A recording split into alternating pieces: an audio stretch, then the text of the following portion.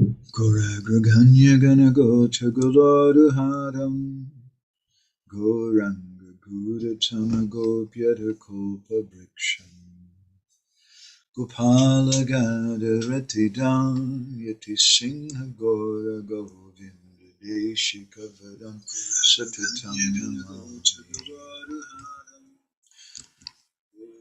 Uttama Adama Kichuna Bachila Jachia Dile Kakola Kahe Premananda Mona Gauranga Hridaya Dariya Bola Bhaja Gauranga Kaha Gauranga Baha Gaurangera Namare Jai Jana Gauranga Bhaje Se Hoyamara Pranare Hare Krishna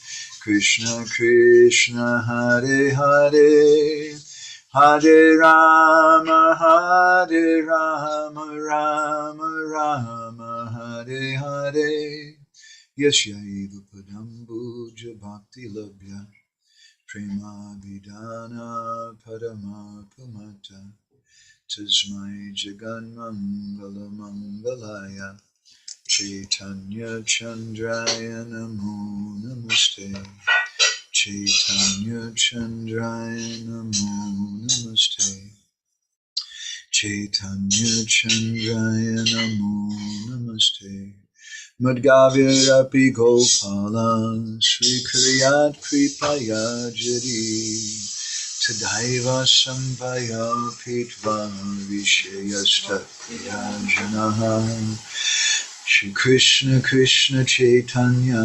Sasanatana Rupaka Gopala Raghunatha Vrajabhavahimam Vancha Kalpatarubhishcha Kripa Sindhu Bhyaeva Patitanam Pavanebhyo Vaishnavebhyo Namo Namaha Jai Shri Krishna Chaitanya Prabhu Nityananda Shri Advaita Gadadha Shri Vasari Gaura Bhakta Vrinda Hare Krishna Krishna Krishna Hare Hare Hare Rama Rama Rama Hare Hare. Nice to see everybody here today. Lokaram Prabhu, we haven't seen you in a long time. Mohit, Hare Krishna. So we can recite a few prayers together. This is from Srila Narottam Prabharashtakam by Srila Vishwanath Chakravarti Thakur. Shri Krishna Nama Amrita Vaishi Vaktra Chandra Prabhadvasta Tamo Baraya Gauranga Deva Anucharaya Tasmai Namo Nama Shri Narottamaya. Again and again I offer my obeisances unto Srila Narottam Das Thakur. He is a true follower of Lord Gauranga Dev. The nectarian shower of the holy name of Krishna, radiating from the moon of his mouth, destroys the darkness of ignorance. And today is also the appearance day of Srila Srivas Thakur. So I thought we could recite some prayers to him also. This is a Srivas Pandit Pranam mantra, which we printed previously in Bindu 277. If you want to go, and there's a lot more about Srivas Thakur there too. Pranamami Shrivasam Tamadyam Panditam Muda Shri Gauranga Kripa Patram Kirtan Anandamadasam Shrivasa Panditam Nomi Gauranga Priya Parshadam Yasha Kripa Lavinapi Gaurange Jayate Ratihi Shrivasa Kirtanananda Bhakta Gosche Kavalabha Tvam Namami Mahayogin Bhakta Rupo Srinadadaha. I joyously offer my obeisances to you, O Sri Srivas, leader of all the Pandits. You are Lord Gauranga's mercy, and your mind takes great pleasure in Kirtan. I offer my obeisances to Srivas Pandit, the dear associate of Lord Gauranga. By infinitesimal particle of his mercy, one develops attachment in everything related to Lord Gauranga. O Srivas, O you who get ecstatic joy from Kirtan, O exclusive leader of the assembly of devotees, my obeisances to you, greatest of the bhakti yogis, in the form of an associate of Lord Gauranga, you are none other than Narad Muni. So, some very important points here in this verse. He addresses Srivas Thakur as Gauranga Kripa Patra, or he's literally the abode of Mahaprabhu's mercy. Now, someone might think that perhaps it's the prejudice of the poet who is writing this, but Krishna Kripa Srimurti is a phrase which we find in the Sandarbhas of Jiva Goswami, used to describe Krishna's mercy which comes in the form of the devotee. And it's Srivas Pandit who's Bhakta Goscheka Vallabha. He's very, very dear. He's the great leader amongst all the assembly of Vaishnavas. He's Narad Muni, Bhakta Rupa Sri Narada. So we offer our pranams to him today on his appearance day. And today we want to go on with our Prema-bhakti-candrika. And we're on the third verse. Let's see here. I'll go ahead and put this on the board.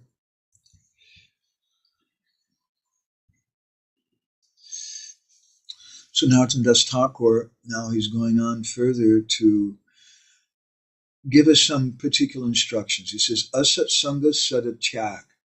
And this is what I want to focus on today, these first four words.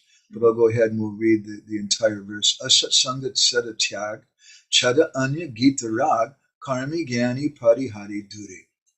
Kevala Bhakata Shanga, Prema Kata Rasa Ranga, Lila Kata Braja Rasa Puri. There's some different versions. Sometimes some of them say Asat Sangati Sada, which is the same meaning as Asat Sangha Sada Tyag, that one should always give up bad association. Another version also, instead of, it's described Chaga Koro Anya Gita, instead of Chada Anya Gita Rag. The same thing. Gita means different songs, and here he's speaking of Anya Gita, meaning songs other than devotional songs. Chada and Tyaga are two synonyms of each other. You should leave, you should give that thing up. Raga means attachment. You shouldn't be attached to that thing. So he said, my dear brothers, should always give up the bad association of the karmis and gyanis from a distance, and give up attachment for singing songs not related to Krishna, or includes hearing them. Associate only with devotees and merge in topics of the loving pastimes of Krishna in Braj. So Srila Vishwanath Chakravarti Thakur, as we mentioned, he's given some commentary on these verses of Prema-bhakti-candrika. And he describes that this section now, the next few tripadis from this verse on, Narottam Das Thakur is going to describe two basic types of practice, Vardhana Atmaka and Grahana Atmaka. Grahana means something we accept, and Varjana means something we reject. Varjanatmaka and Grahanatmaka, or things which we should give up and things which we should accept.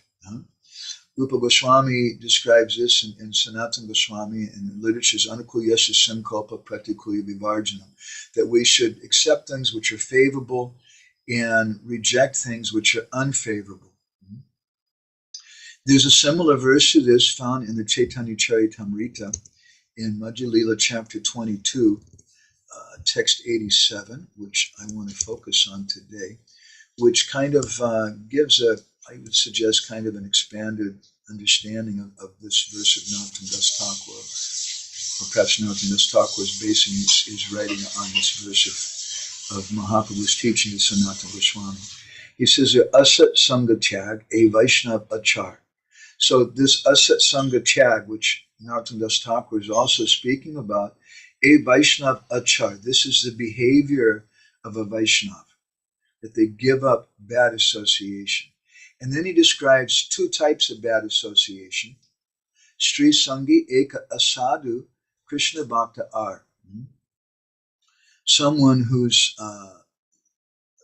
association with women, this is Sri Sangi, and someone who's ek asadu, someone who's not a sadhu, someone who's an abhakta, who's not a devotee of Krishna. And we should avoid association with those personalities. And we'll speak more about this in our next session, about avoiding different types of false association of false devotees. And Narottam speaks about this quite a bit, actually, in Prema-bhakti-candrika. He also says that we shouldn't be attached to it. We shouldn't be so worried about it. He says, karmi gyani micha bhakta nahobe tati anurakta. Don't be so worried about what the false devotees and the karmis and the gyanis and people are doing. But here he's describing to us asat sangha sadatyak, that we always have to give up bad association. And this bad association is defined by Mahaprabhu Sanatana Goswami in two ways. Sri Sangi, association with women, and persons who are non-devotees. So today I wanted to look something at this subject about what Shastra says about women as being bad association, women being Maya. It's something which is very much misunderstood in our society. It's a question for us. And many devotees, they have doubts about this. Is the Bhagavatam, is it based on some mundane bodily prejudice? Are men's bodies actually better than women? Or is the Bhagavatam composed by male chauvinists? And there's been discussion on these topics for thousands of years, actually, if you look in different Vedic literatures. We talk about this controversy within ISKCON now about women and males and females and about lady gurus and things. But that's a subject which has been contentious for thousands of years, and there's been people on either side of the issue. And I don't necessarily want to side with one particular camp today, but what I'd like to do is just examine it and understand how many of these things which are said are taken out of context. So, as I mentioned, this has been a discussion for thousands of years, for many sadhus, for different scholars and Indologists, and modern times for feminists and modern thinkers. And it's a fact that in Indian Hindu society, there's definitely been a history of women being abused to this very day. India has a very bad reputation, bad record for treating women. Let's see, I think I had some statements about that somewhere here too. Let's see.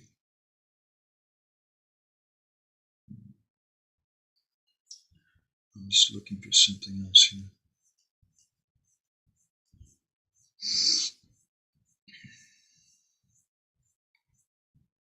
Yeah. I'm just looking through the newspapers over the years. In 2012, the Hindustan Times reported that they did a Reuters poll in India, and they found that among the top 19 economies in the world, India was the worst place for women. Saudi Arabia was the second worst. India was worse than Saudi Arabia, and Canada was the best. And there's so many different reasons from the time of the womb. In India in 2011, they found that there have been over 12 million girls aborted over the last 3 decades, because people in India generally, they want men, and they're afraid of having to pay a dowry or anything. And they found that some other government surveys have found that 51% of Indian men and 54% of women, they feel that for someone to beat their wife is an okay thing. It's acceptable. That's something which goes on in India. But that's not what we hear in Bhagavad Gita. Brahmabhuta prasanatma nasochati nakamshati samasarveshu bhuteshu medbhaktam labhate param. Over and over again throughout the Gita, Krishna stresses that we're not this body. So I would like to suggest today that it's not that women are abused so much in Indian culture because of Shastra. Rather, it's due to a misunderstanding of Shastra. Because if we look throughout the world today, we'll find that there's abuse of women going on in every religion in the world, in every society, in every country of the world. There's abuse of women. It's a common thing because they're weaker. People today in our society are very concerned about child abuse, and we should be. It's a very terrible subject, and there should be zero child abuse in our society. We, in our secular society, people criticize the Catholic Church quite a lot because there's been a lot of scandals and things in the Catholic Church with child abuse. But they've done surveys, and they found that statistically, public schools, if you put your child in a public school, the likelihood of them being sexually abused is 100 times greater than if they're in Catholic school. So it's not just our ISKCON societies had problems with this. And of course, part of our problem has been that we haven't stressed it enough as Srila Prabhupada wanted. We haven't given proper value to it. And in the same way, we haven't properly valued women. And there's been a lot of misunderstanding. So what I'd like to do today is go through some of the statements of Shastra that are often quoted by devotees and look a little deeper at them and see the context that they're spoken in. I'll put some of this on the screen here.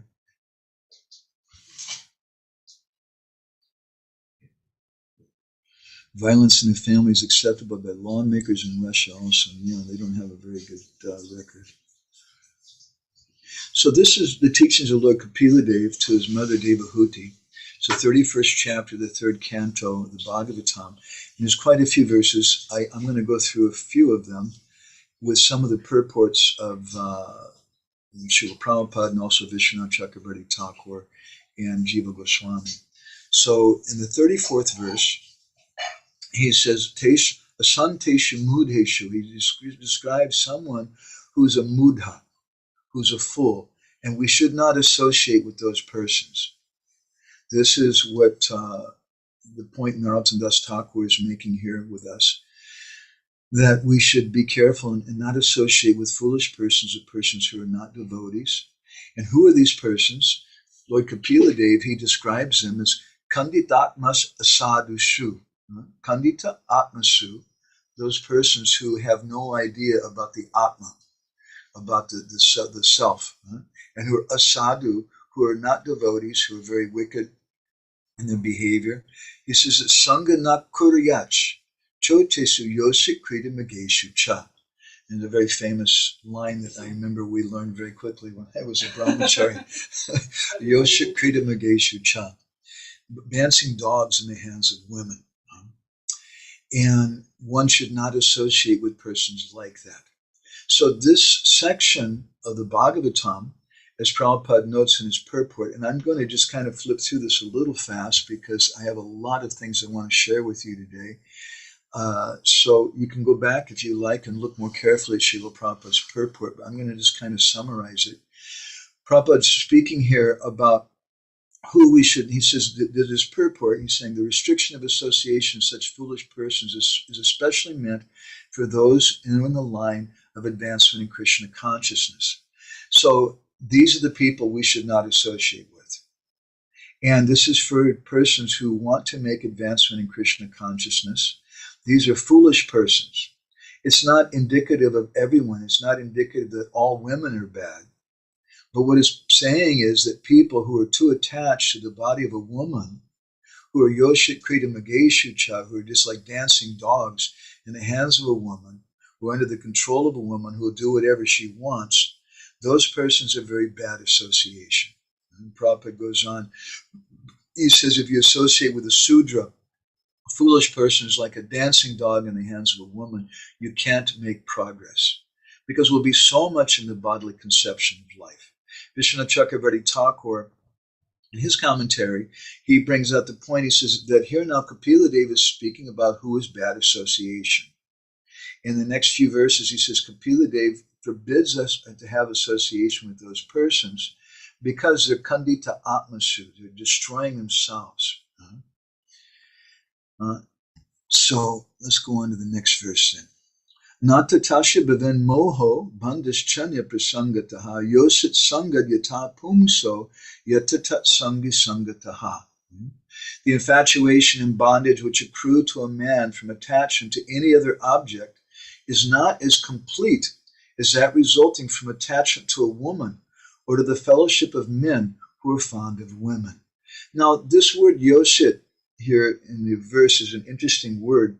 Yoshit here, how does Prabhupada translate? Prabhupada translates yoshit sangat, attachment to women. Yoshit is commonly translated as woman, but yoshit literally means someone who increases the material energy.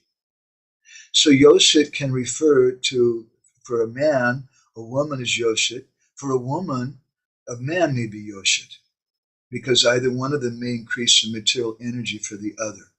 The word yoshit is actually not gender specific in Sanskrit, although generally it's often used as woman. But as my Guru Maharaj commented in one lecture, he said there's no fault in women.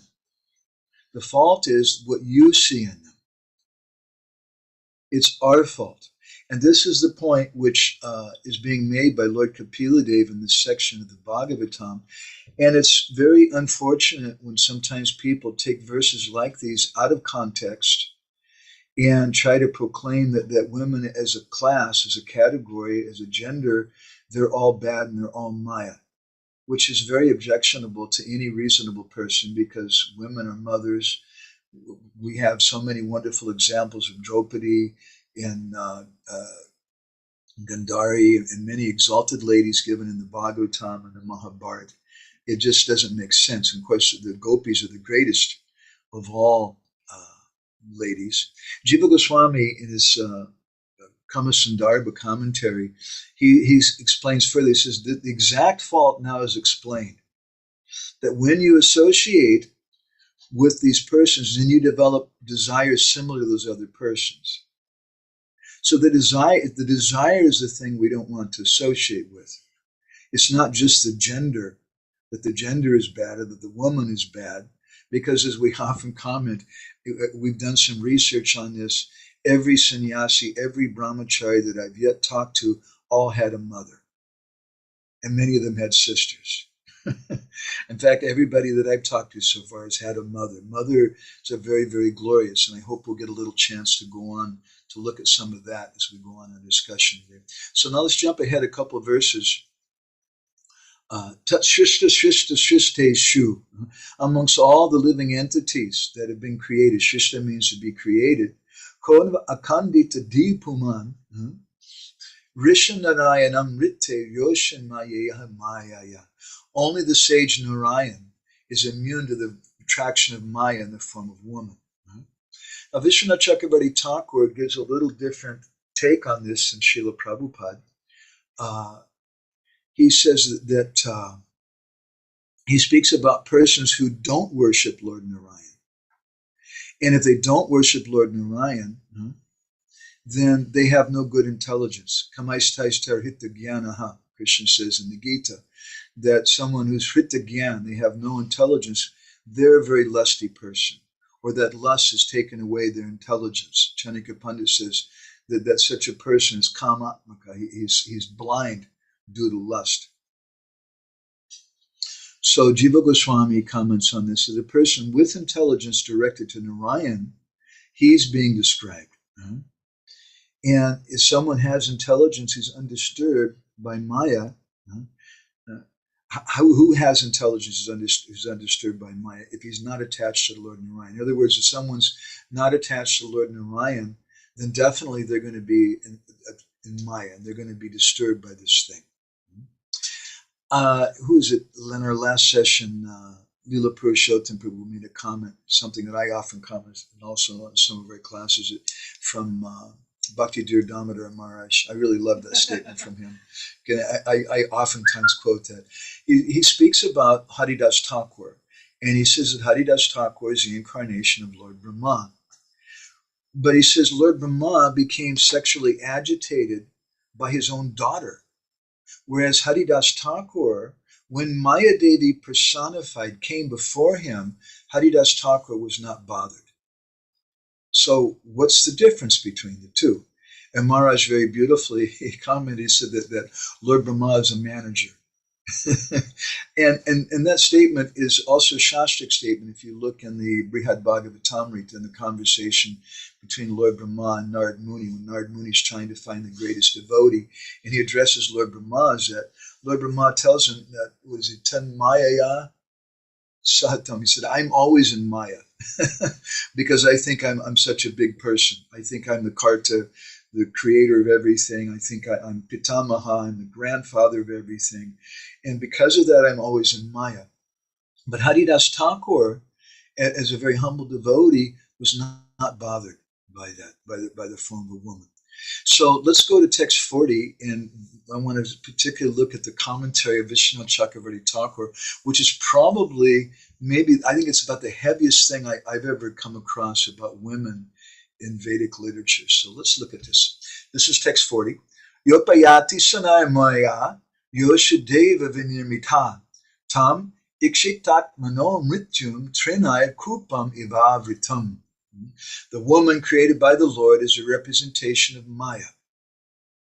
And one who associates with such Maya by accepting services must certainly know that this is a way of death, just like a blind well covered with grass. And here's Vishwanath Chakravarti Thakur's commentary. He says, Yacha Purusham Viraktam Gyatva Suyaniskamatam Gyat Jayanti Shushushadimi Sane Payati. He says that this is the nature of women, and you should understand that women are a kind of illusion created by the Lord. And it's very, very difficult to become released from the grip of this illusion of women. So a person who desires their own welfare, they should not associate with women.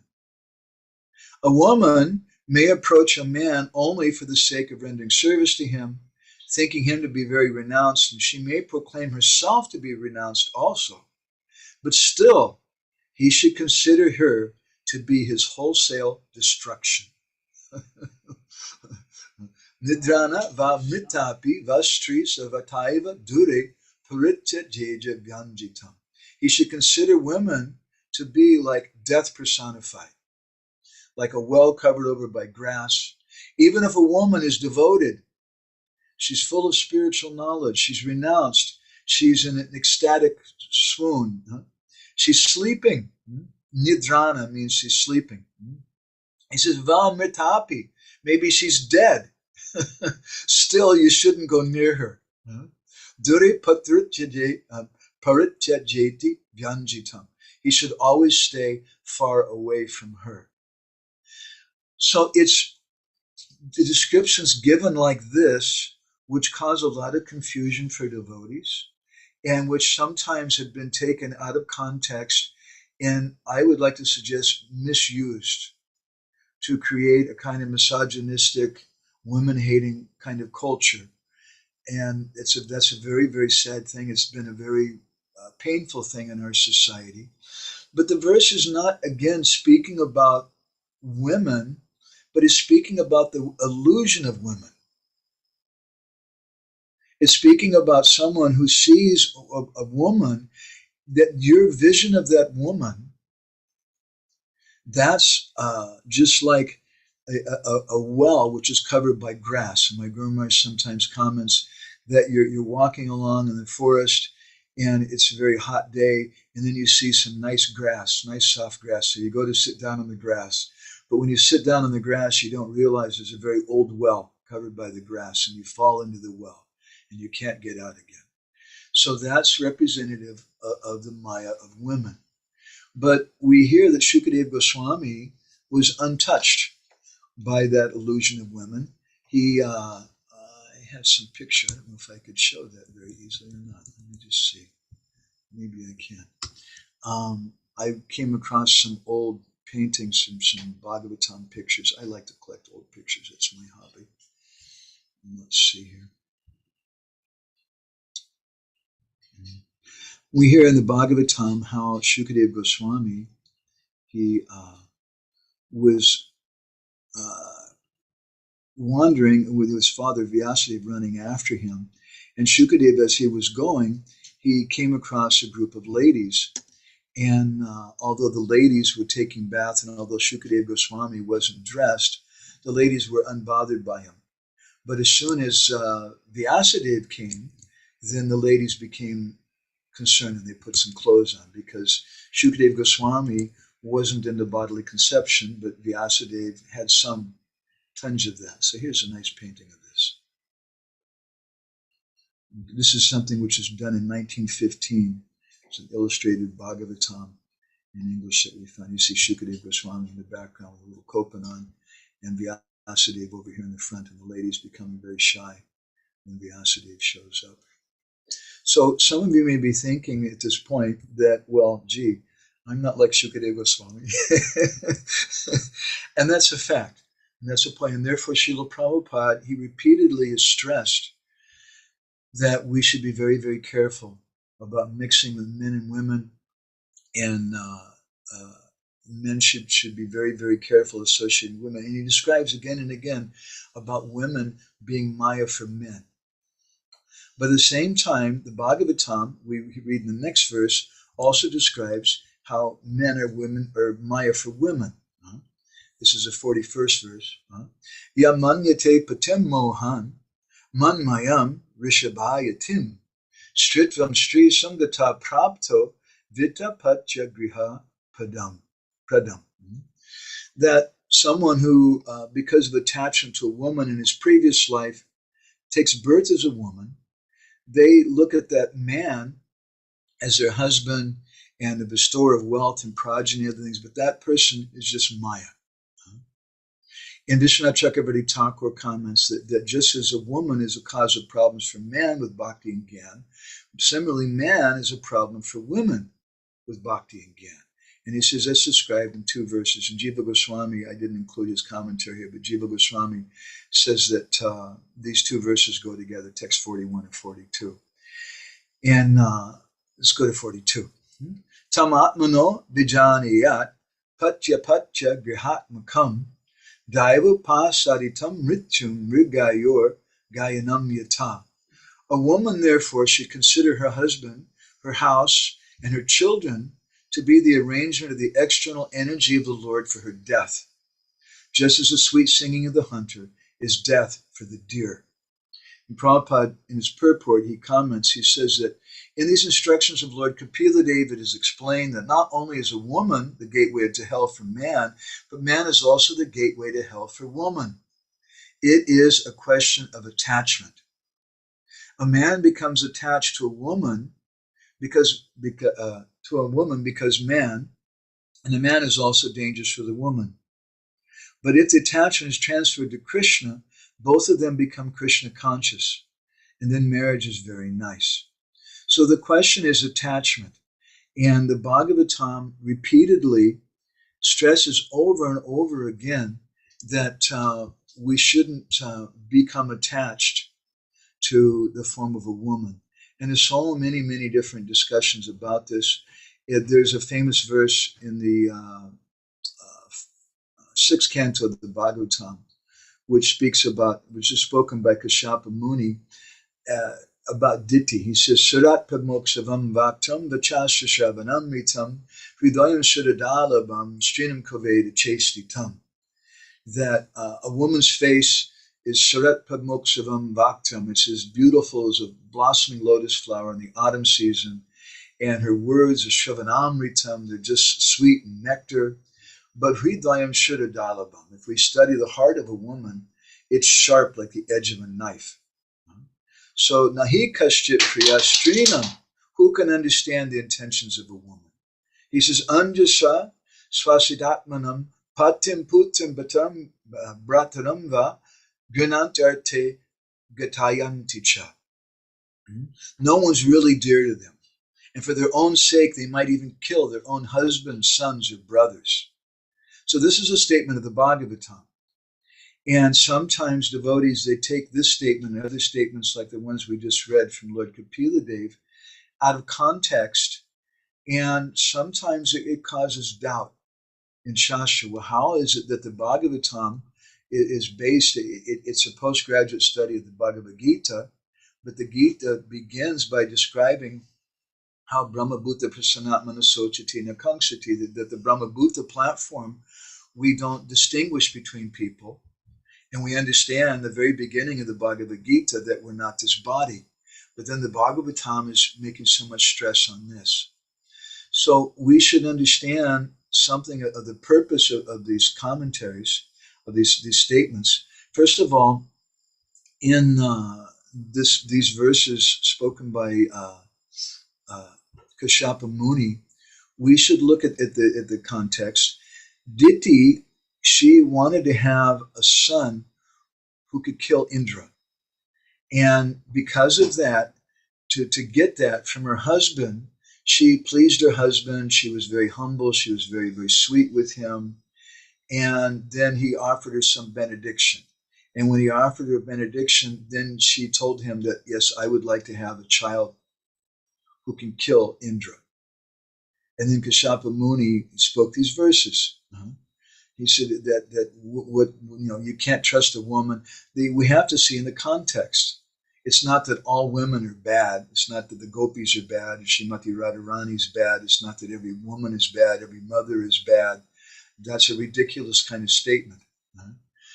But in the context here, he was very frustrated, and he's speaking and he's chastising himself also, that you shouldn't trust a woman in this way. He's saying, I foolishly put my faith in the body of this woman, and I was charmed by her, and I put my faith in this thing, and now I have this big problem that now I've given her a benediction, and I'm supposed to give a child to her, which can kill Indra.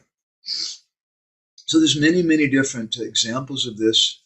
Another example is of Mohini Murti. We hear in the Bhagavatam.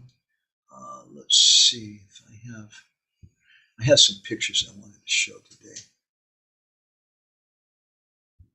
Here we go.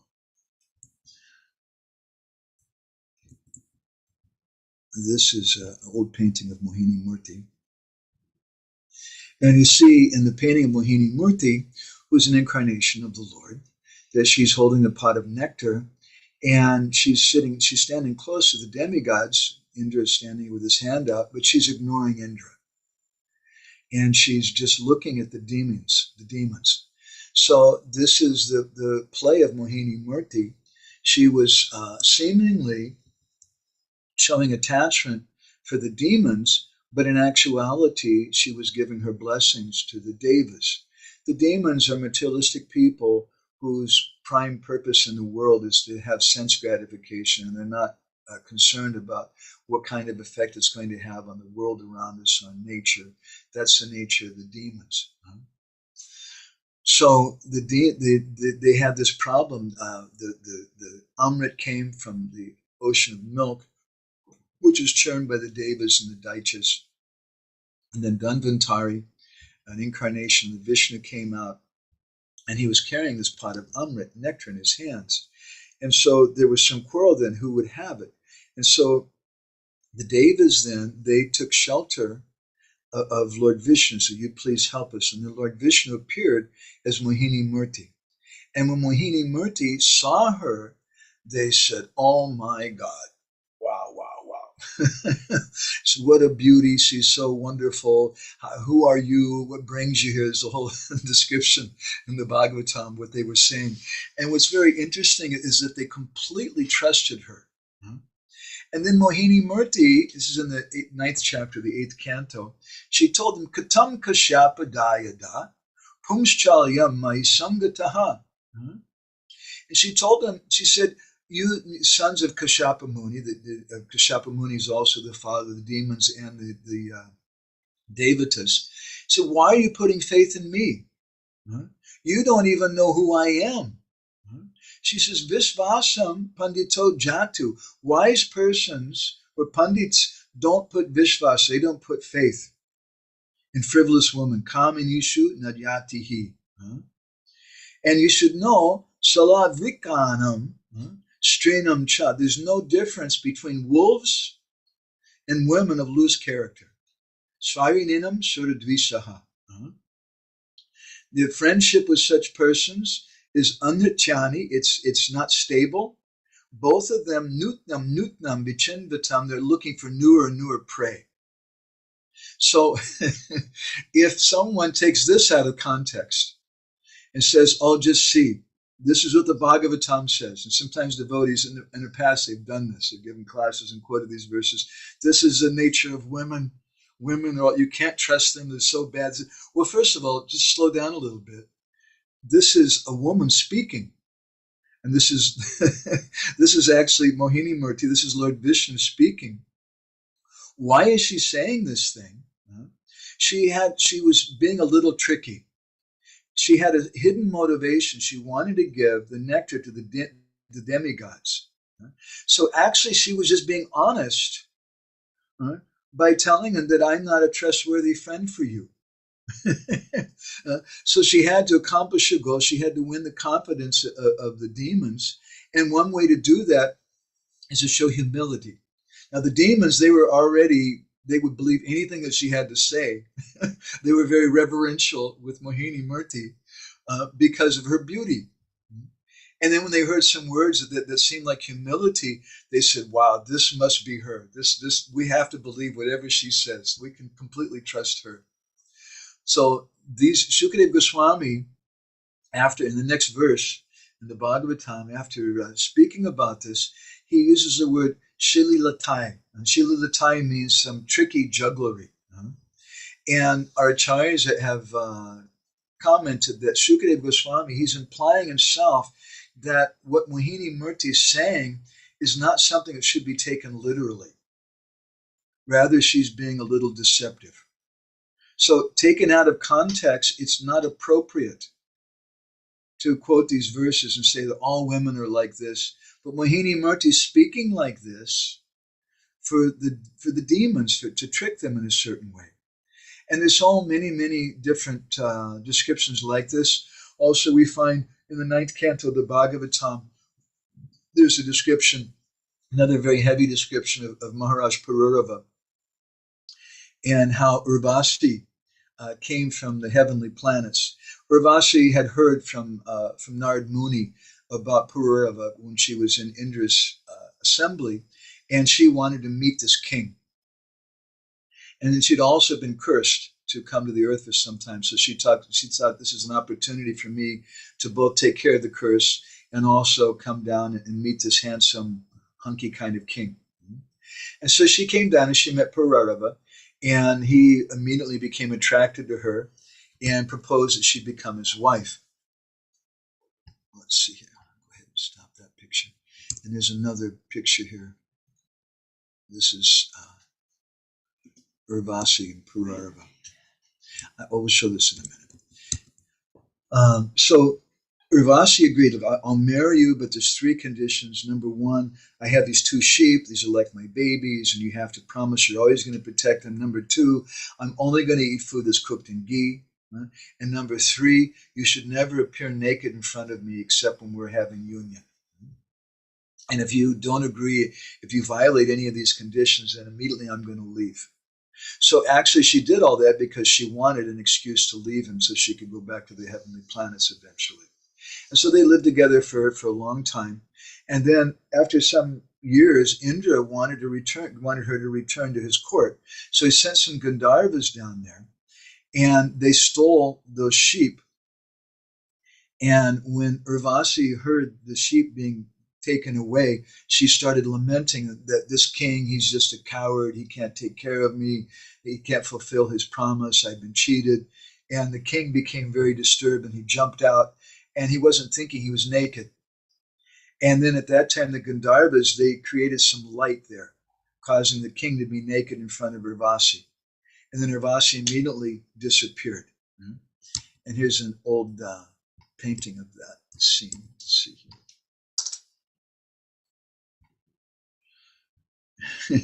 You see Maharaj Pururava crying and lamenting, and Urvasi going back to the heavenly planets. So this is a theme we find repeatedly in the Bhagavatam. It's a theme we find in art repeatedly, how the apsaras and women in general are just maya for all types of men. Let me show you a few other paintings. Let's see.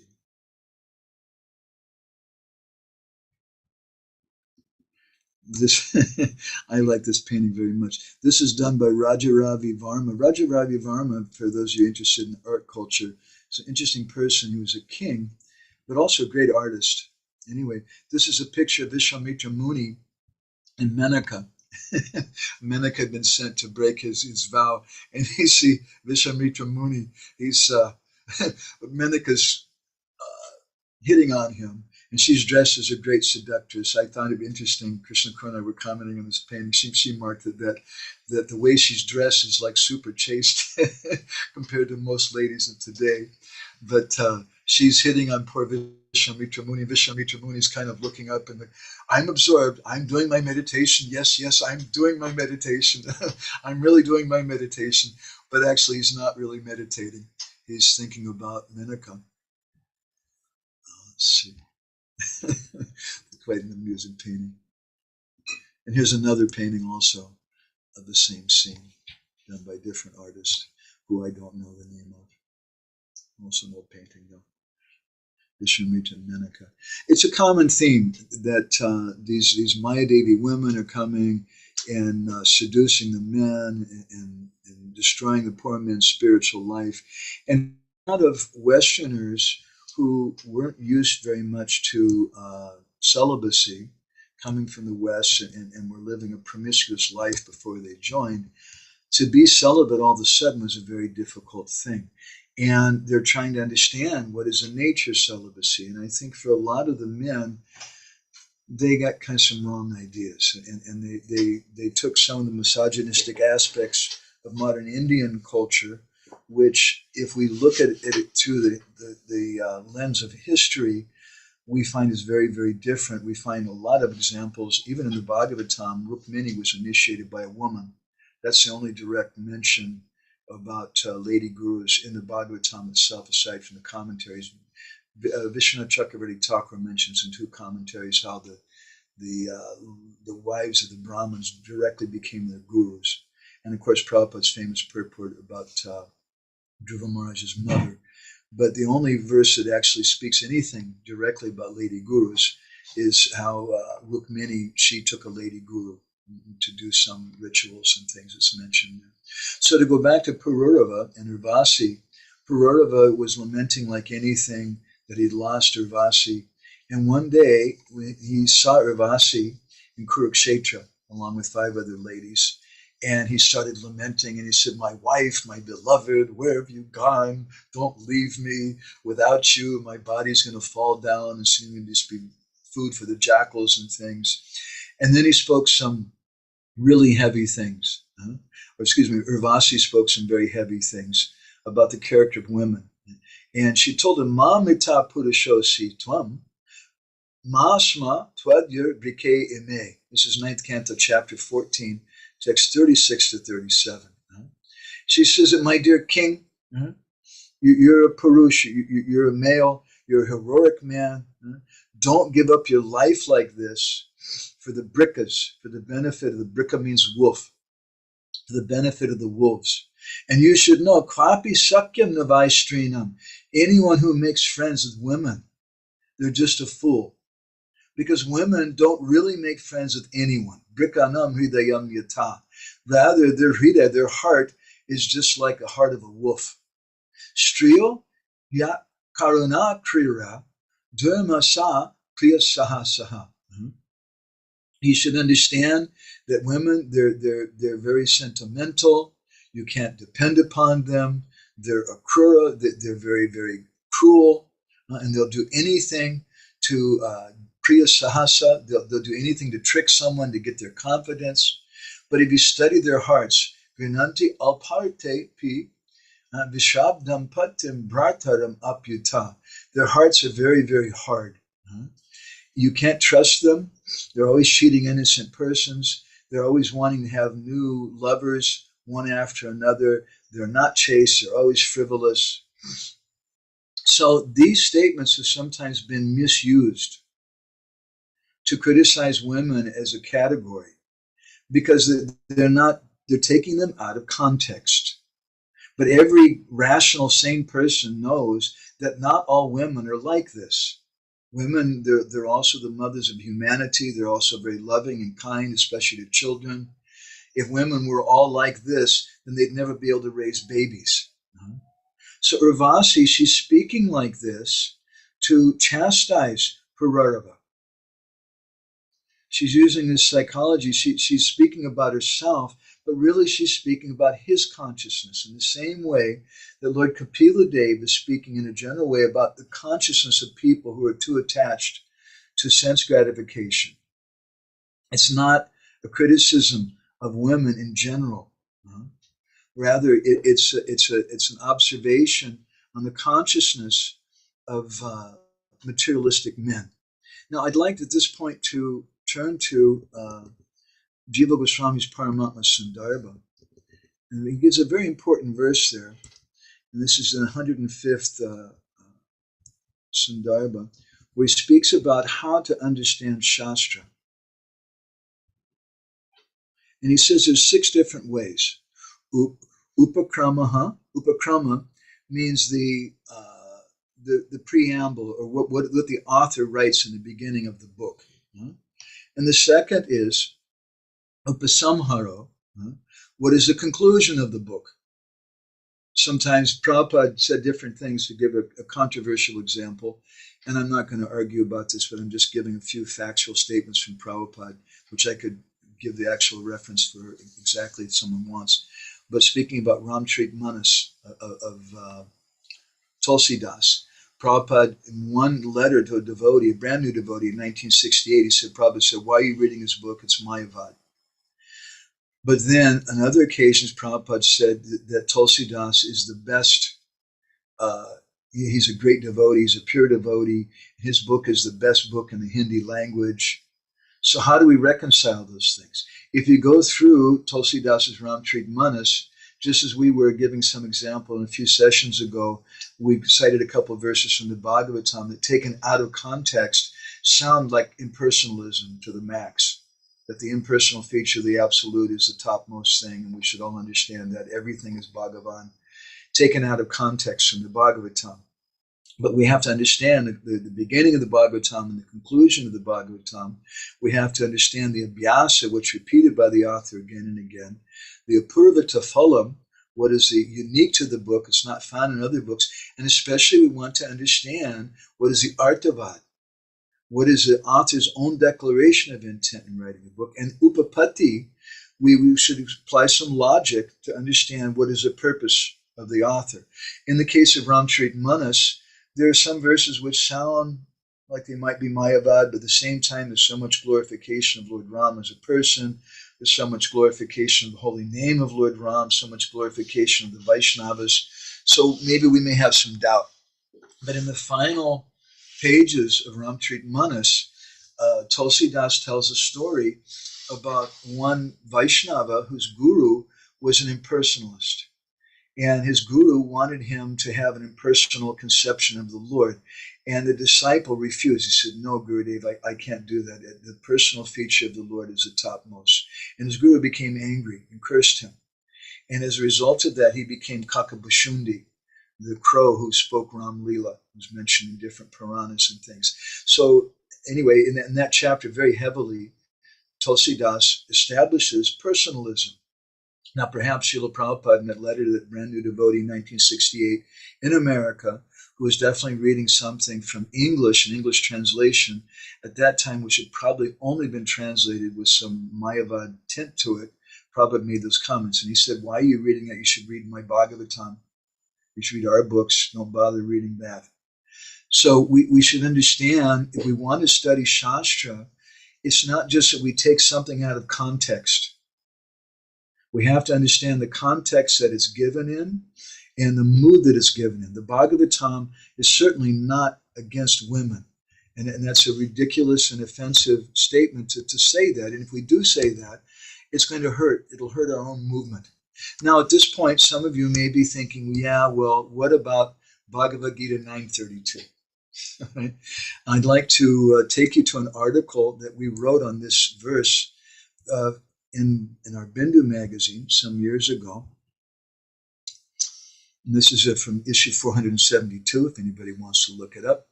Famous verse, Mamhi Parthavyapasrita ye pishu papayona yaha shriya vaishasata sudastepi yanti param gatim. Prabhupada says, O son of Pritha, those who take shelter in me, though they be of lower birth, and he gives a definition of who is lower birth. Women, Vaishyas, merchants, and Sudras workers can attain the supreme destination. And this has been a very controversial thing. It's controversial because Srila Prabhupada himself gives different translations for this. In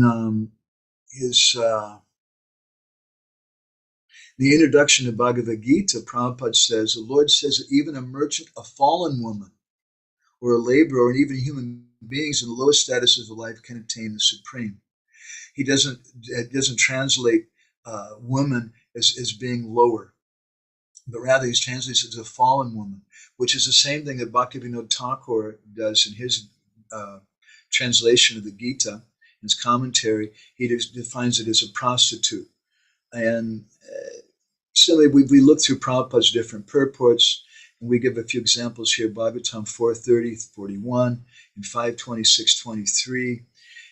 He uses it to describe women as a lower birth, but in his purport to Bhagavatam 2:9-36, he translates Striya as fallen woman, which is the same way that Bhaktivinoda Thakur does. And again, his purport to 4:21-33 Bhagavatam, he defines that as a degraded woman. Similar thing Prabhupada did in his Gita Gan, in his Bengali versification of the Gita. He says that Kimba Vaishya Sudra Yadi Amar Ashray Paive Vaikuntha Gati Janihi Nishchai. Or in the previous word, Malachadi Javana Kimva Vaishya. Vaishya means prostitute. He says that those who are sinful by birth, Malachas Yavanas prostitutes, not women in general, not all women. Prabhupada, he has his mother. He's not speaking about his mother. Right? And this is a similar way that our acharyas have defined it. Sanatana Goswami, he hasn't given a commentary on the Gita itself, but in Hari Bhakti Vilas, he speaks about this verse, and he puts women and Sudras in a different category. And he says that they're just unfortunate because at certain times they don't have access to study the Vedas. Vishwanath Chakravarti Thakur, he gives it that, he says Papayonaya is one category, women, Vaishyas, and Sudras are other categories, and he doesn't lump them all together in that way. So it's another example that a lot of times devotees do, taking things out of context. Baladi Vidyabhushan also defines it as a woman who's not within the Varnashram system. As I mentioned, Bhaktivinoda Thakur, in his Rasik Ranjana commentary on the Gita, he describes them as ladies who are prostitutes or malecha ladies. So many, many different descriptions are given there. We read a few things that are negative. Let's look a little on the positive side now. I want to go to the third canto of the Bhagavatam. This is Kashyapa Muni again, the same Kashyapa Muni who spoke these very harsh things about Diti, but now he's speaking about Aditi. And this is in the 14th chapter, text 18. Sarvashraman upadaya sarvashramini kalat travan vyasan arnavan atyeti jalavarnai yatarnavam. As one can cross over the ocean with seagoing vessels, one can cross a dangerous situation of the material ocean by living with a wife. So if all women are bad, then how is it that Bhagavatam is saying here that one can cross over the ocean of material nescience by living with a wife? The next verse describes Yamahur Atmano Yardam Shreyas Kamasya Manini Yasham Swa Duram Adyasya Pumams Chariti Vijvara. A wife is so helpful, she's called the better half of a man's body. My wife likes to remind me of this verse because of her sharing in all auspicious activities. She's never done that. It's true. A man can move without anxiety, entrusting all responsibilities to his wife. Prabhupada writes in his purport, by the Vedic injunction, the wife is accepted as a better half of a man's body because she is supposed to be responsible for discharging half the duties of the husband. And Prabhupada speaks about different religious sacrifices that the husband and the household is supposed to do. He says, when a wife is accepted as a sense gratificatory agency, personal beauty is a main consideration. And as soon as there is a break in personal sense gratification, there's disruption or divorce. But when husband and wife aim at spiritual advancement by mutual cooperation, there's no consideration of personal beauty or the disruption of so-called love. In the material world, there's no question of love. Once we were speaking, we often comment on this, we were in Ukraine, in Odessa, and we were speaking about how we should learn to love the devotees. And one of our brahmachari friends, I won't mention his name, but after the class, he kind of jumped up and he said, but Prabhu, there's no such thing as love in the material world. And I was a little taken aback, and I said, yes, you're right. Prabhupada says that also. There's no such thing as love in the material world. I said, but we don't want to live in the material world. We want to live in the spiritual world. And we want to have association with devotees based on spiritual association. Therefore, it's described in the Sattva Tantra, Hari Lila Sutochara, Pareshi Sitatam Tvaya Karya Pritistava Hariyata Bhakti Nanashiti, that we should learn to love devotees based on Krishna Katha. But as Srila Prabhupada says here in his purport, that if in the material world there's no question of love, because everything is based on personal beauty. And when it's based on personal beauty, it's based on sense gratification. So that marriage is mutual cooperation, Prabhupada says, as directed in the authoritative scriptures for spiritual advancement. Again, the difference is in consciousness. And in text 20, I'm just going to read some translations, and I'm feeling a little pressed for time. There's so many, many, many things we can comment in these regards. As a fort commander very easily conquers invading plunderers by taking shelter of a wife, one can conquer the senses, which are unconquerable in the other social orders. And it's described, O queen of the home, we are not able to act like you, nor could we repay you for what you have done. Even if we worked for our entire life or even after death, to repay you is not possible, even for those who are admirers of personal qualities. So Kashyapa Muni is telling us to Aditi that we can't act like you, we can't even repay you what you've done. So to take some verses out of the context of the Bhagavatam and to criticize women in general in that way is a great misjustice, and it'll simply hurt our society. I was going to say some things about mothers and about how Vedic literature glorifies mothers more than the fathers. That's something I could share if devotees wanted. I'd rather go right now just to some verses from the Manasamhita, which are also found verse by verse in the Mahabharata. Pitibi Bhatibis Chaita Patibi Devarashtata Puja Bhusayatabritas Cha Bahu Kalyanamipsubi. That women should be honored always. And how should they be honored? They should be given ornaments and different things, and in particular it should be done by their fathers, their brothers, husbands, and brothers-in-law. And they should do that Bahu Kalyanamipsubi, for their own benefit, for their own kalyana, for their own welfare. Yata naryastu pujante ramanti tattadevataha. So where women are worshipped, where they're given puja, ramante, tattadevata, then the devatas are ramanti, they're happy, they're pleased. But yet traitas tuna pujante, where they're not given proper respect, sarvas tatra phala kriyaha, then no sacred rite, there's no tatrafala, afala, there's no phala, there's no fruit for the sacred rites that are done. So chanti jamayo yatra vinashyat yasu kulam, where the ladies are so chanti, where they're always lamenting that they're living in unhappiness, that family perishes. Naso chanti tu yatrata vardate tad disarvada, and where they're happy, that family sarvada is always doing very well. Tadi sarvada, they're always prospering. Jamayo yani gehani sapancha prati pujitaha tani kritya hatainaiva vinashyanti samantahta.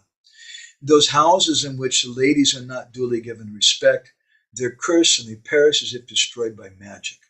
Tasmat eta sada puja. Therefore, tasmat eta sada puja, you should always give honor to women. And especially that should be done on festivals and holidays, and is done by giving them nice clothes, ornaments, and sweets.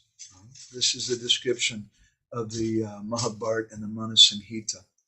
So when Narottam Das Thakur speaks about this subject of how we should give up bad association, and that bad association is defined in the Chaitanya Charitamrita as Sri Sangha, we should understand that it means the consciousness of Sri Sangha. It means the consciousness of looking at the woman as someone to enjoy, as an object of our enjoyment. My Guru Maharaj, again, he used to say that it's not the fault of the woman, it's your fault in the way that you're looking at the woman. So in Vishwanath Chakravarti Thakur's commentary in Bhakti Rasamrita Sindhu, he says an interesting thing, Ashitu karma karane pratyuta bhakti shashana abhigya jana sampravada bhayam api pratibhadakam astiti gyayam. That there's some things that if you do it, then it's going to create some unnecessary social controversy. And for people who don't actually understand, who are Bhakti Shastra Abhigya, who don't understand the purport of Bhakti Shastras, for those people, you should just speak in a certain way. And so that's been done. And Srila Prabhupada did that. He did that for us. And we shouldn't underestimate it. There's a reason why Srila Prabhupada said that men and women should stay separate, that you should, that it's oftentimes you say that he would quote Chanakya Pandit, Sri Suraja Kulesacha, that you should never trust a woman or a politician. And Prabhupada, he used to tease Jamuna about that. He quoted that thing to her several times. And then he said, finally he asked, he said, so Jamuna, what do you think about that? And Jamuna, very humbly, she said, well, Prabhupada, it's definitely true. You can't trust a woman. And then Prabhupada became a little sober, and he said that no, but you are not a woman. You're a Vaishnava. In the Hari Bhakti Vilas, in the fifth Vilas, it's described, Ato nishedakam yad vachanam shriyate sputam, a Vaishnava param tat tad, vigyayam tattva darshibihi. He says that whatever restrictive statements, nishad, are found, yad vachanam, those statements, vachanam, shriyate sputam, that they're found in Shastra, you should understand that these statements which are regarding Sudras and women, these are meant only for Vaishnavas. They're not meant for Vaishnavas. At the same time, Srila Prabhupada didn't encourage devotees to freely associate, freely mix amongst ourselves, and there's a reason for that. Because we're not on that platform. We've seen so many times in our society scandals and different things. But it shouldn't be misunderstood that we think that the Bhagavatam is against women. The Bhagavatam is saying that all women are Maya. We have to look, we have to understand and see Shastra in the context that it's being given in. So I've given a few different examples of this. There's many, many different examples of these different verses which devotees often quote about how women are all bad. But if you look at the context of them, it's not like that. And actually, women are not condemned in the Bhagavatam any more than men are glorified. The Bhagavatam is speaking about pure love of God. In fact, the Bhagavatam describes the topmost women of being the gopis. The topmost devotees of all are the gopis, are ladies. That's our line. So I wanted to focus a little on this in this session. It's a really big subject matter. It's a little controversial. I've been doing a lot of thinking about it recently, as you can see, and collecting some different thoughts on it, some different Shastric things. And I wanted to just focus on this aspect of it. I would like to offer this as a kind of way to reconcile controversy. We have in our society today two broad groups. Broadly, we could say conservatives and liberals. A lot of liberal preachers, especially in the West, who that these things don't apply to women. And then we have some other conservative people, especially in places like Gujarat and South India, say, no, these are important things. And both can be said. Both things can be said. Both are needed. It's not that we're like Jiva Goswami and we can run around naked and we're completely detached. We're not such great personalities. There's a reason why Srila Prabhupada gave these instructions that we should see women as Maya. But it doesn't mean that women are Maya. It means that our vision, our materialistic vision of women is Maya. We're Maya. As Prabhupada wrote in a letter, I spoke once to some devotees, he said, women are good and men are good, but together they're Maya. if we think that women are Maya, then you are Maya. In the other time Prabhupada spoke. So it's not that women by nature are Maya. If we think like that, that's a big misunderstanding. So we should understand Narottam Das Thakur's statement here, Asat Sangha Sadachag, that we want to always give up bad association. And Bhaktivinoda Thakur, in his commentary on Upadeshamrita, and also our acharyas in commenting on the second canto, second chapter of the Gita, they've commented that bad association takes place in the mind. Bad association means when we associate with our material desires, with our material perspective. So when Narottam Das Thakur is saying, Asat Sangha Sadachag, you should always give up that association. It doesn't just mean physically, but it means in our mind. We have to give that up. And if we don't give this up, we won't be able to create the kind of society that Srila Prabhupada wanted.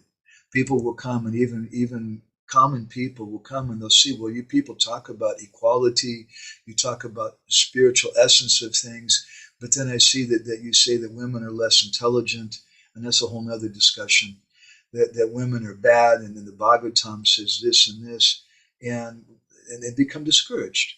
And then they think there's something wrong with Krishna consciousness. So I want to stop there. Whew.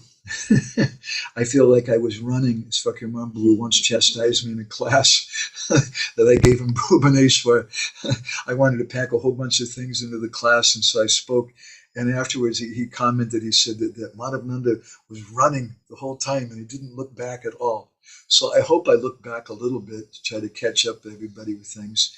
And we put this on video, and I wanted to include the verses and things along with it, so that if you really want to try to go over this in a very careful way, which should be done, then you can go over and look at the exact verses and things.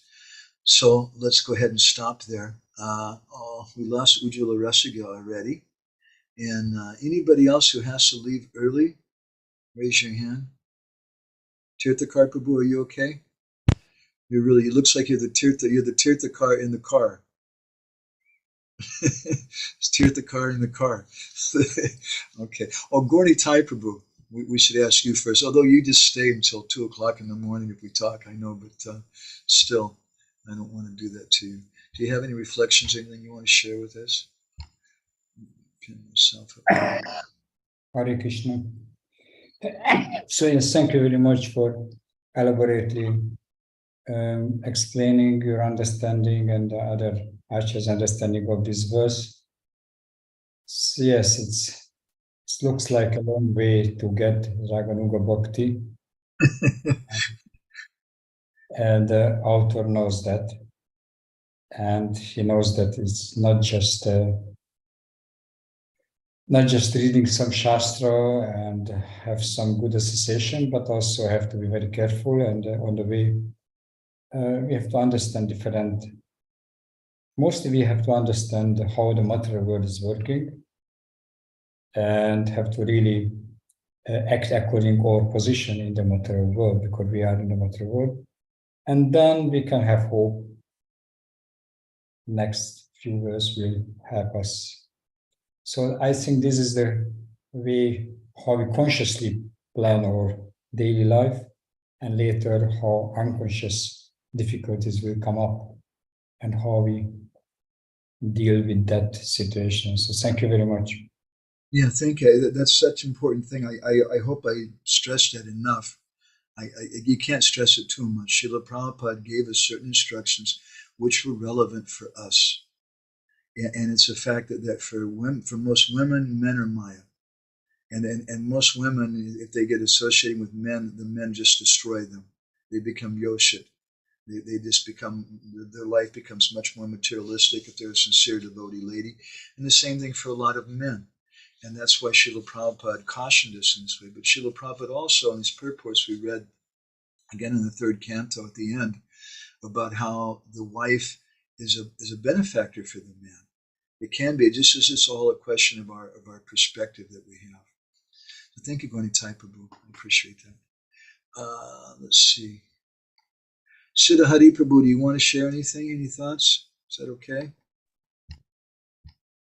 Hi, Krishna Prabhu. Thank you. Couple of comments, Prabhu.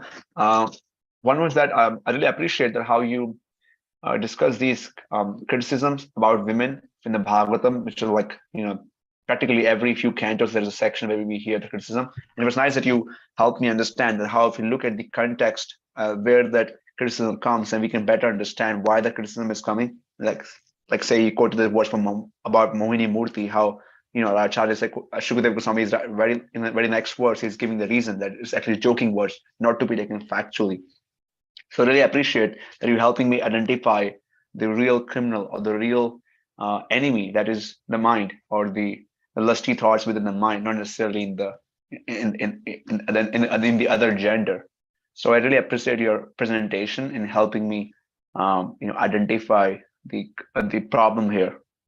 And I hope with hearing your classes and by working on the process of devotional life, I can help conquer that enemy within myself. Thank you, Prabhu.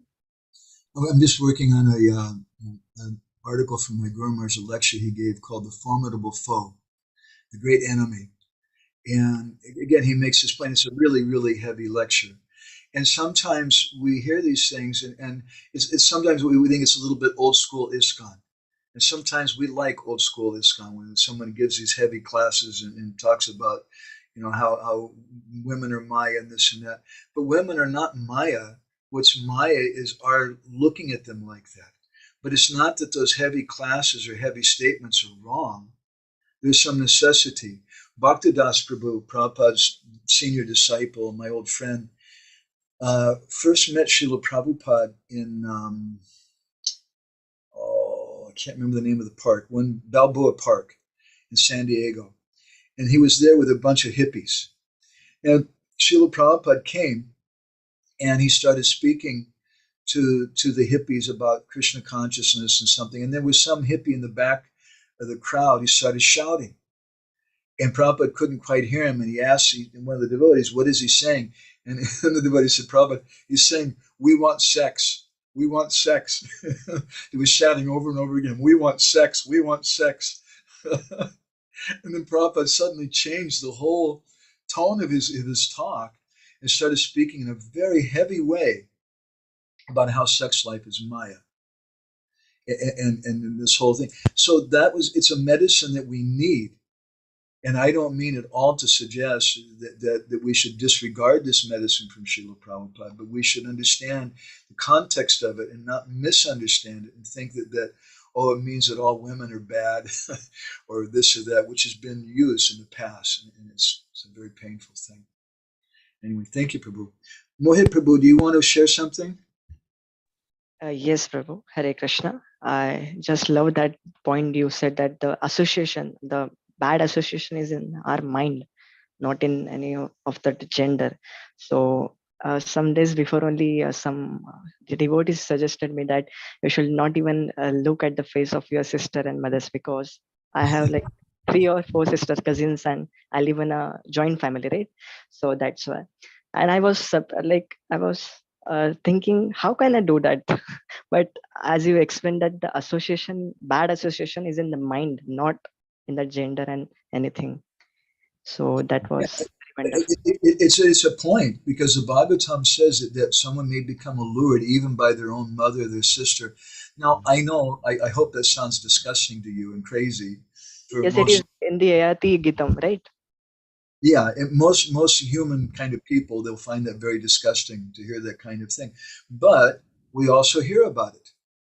It's going on in the world today, those kind of behaviors. So the Bhagavatam is making that point. But at the same time, who was it? Prabhupada's cook and disciple from France. What was her name? Kishori. Kishori, very wonderful lady. She invited us to her home when we were in France and cook. She used to cook for Srila Prabhupada. She's a wonderful cook. And she told us a story about the Gurukula in the early days. When Prabhupada first started the Gurukula, Prabhupada said some things, we want to train everybody like this. So the managers who were controlling everything, and they were kind of interpreting Prabhupada's statements in giving them to everybody in the society, they said, Prabhupada's saying all the children should go to the Gurukula in Dallas. And so Kishori, she was living in Vrindavan. She was Prabhupada's cook in Vrindavan. And she had her little boy, I think was 3 or 4 years old, like a little baby, maybe 4 years old. And so he went to the school and it was discouraged.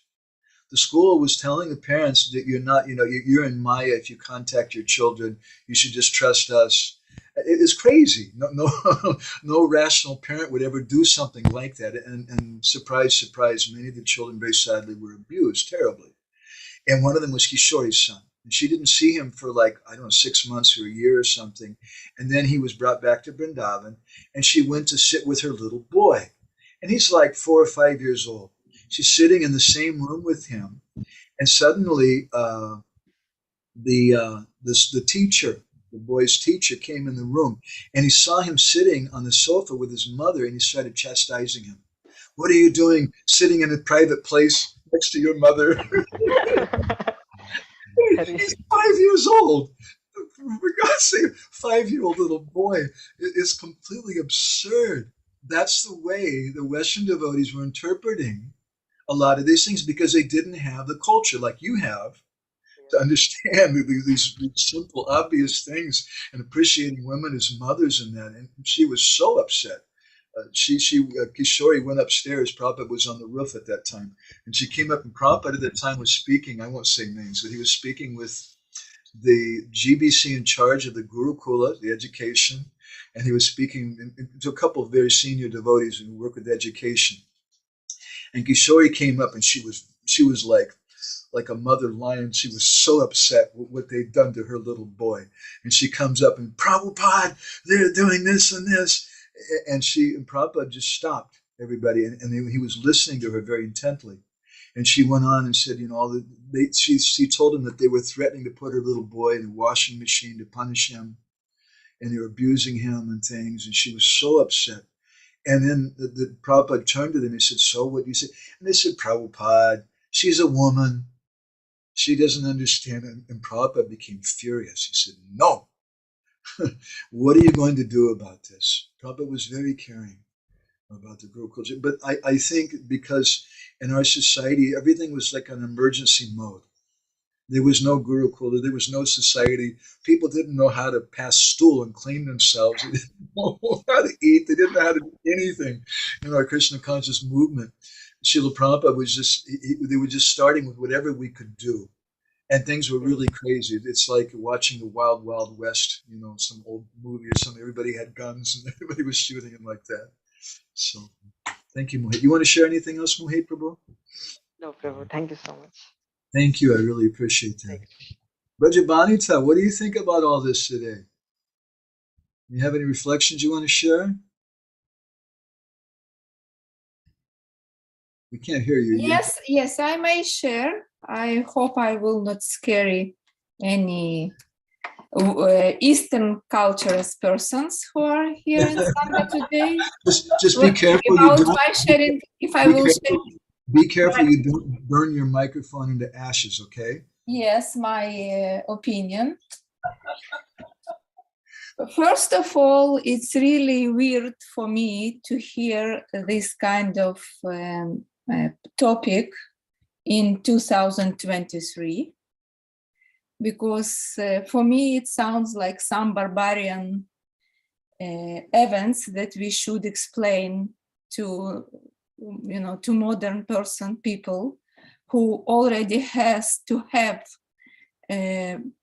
a proper intelligence to discriminate the straight words with actually meaning, what comes with the meaning of the words, because if because it's also in Bhagavatam and in Mahabharata says that person who is not enough intelligent, Shudras, should not never touch Shastra. Yes. So if you are Shudra, you should know about it. So sit in your home, beat your wife, think what you think, and this is enough for you. This is in this, in this incarnation, this is your top of the top. So sit home, reproduce yourself. But if you are, if you have some basic intelligence, you don't need to you don't need explanation like that. That's what I think.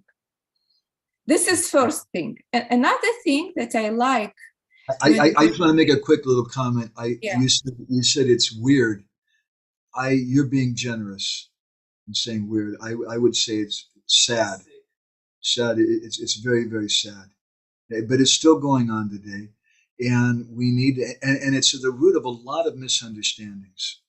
I could go on about that. That's a whole nother subject, how to connect this with other things. But when we start thinking that all women are bad and we misunderstand, Srila Prabhupada, he made many statements, don't associate with women freely and things, and for you women are Maya, and then we think all women are bad.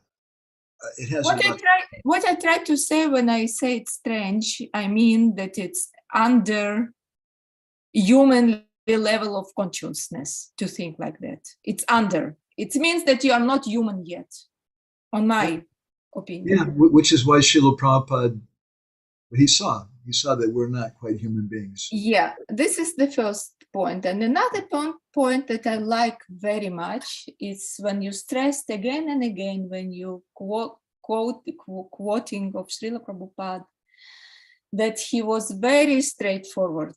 He was very straight speaker. I mean, he never tried to be nice. He never looked for sweet words when he has particular intent to describe.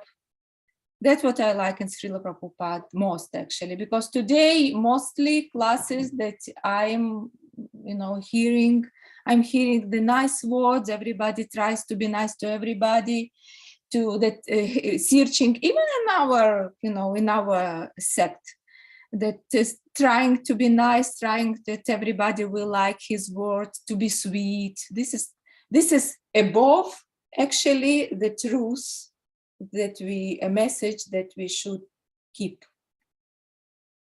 This effort to be sweet, it's above the message that we are responsible to keep.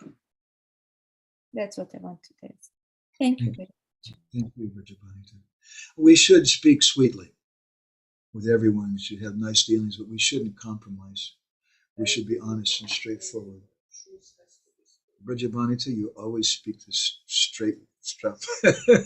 We're always happy with you here. She sent me such a quote today from Srila Krishna Kun said that you sent a really good quote today from Srila Bhakti-siddhanta.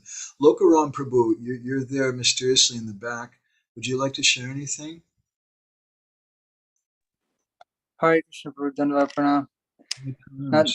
Not trying to be too mysterious. Sorry, just dropping by.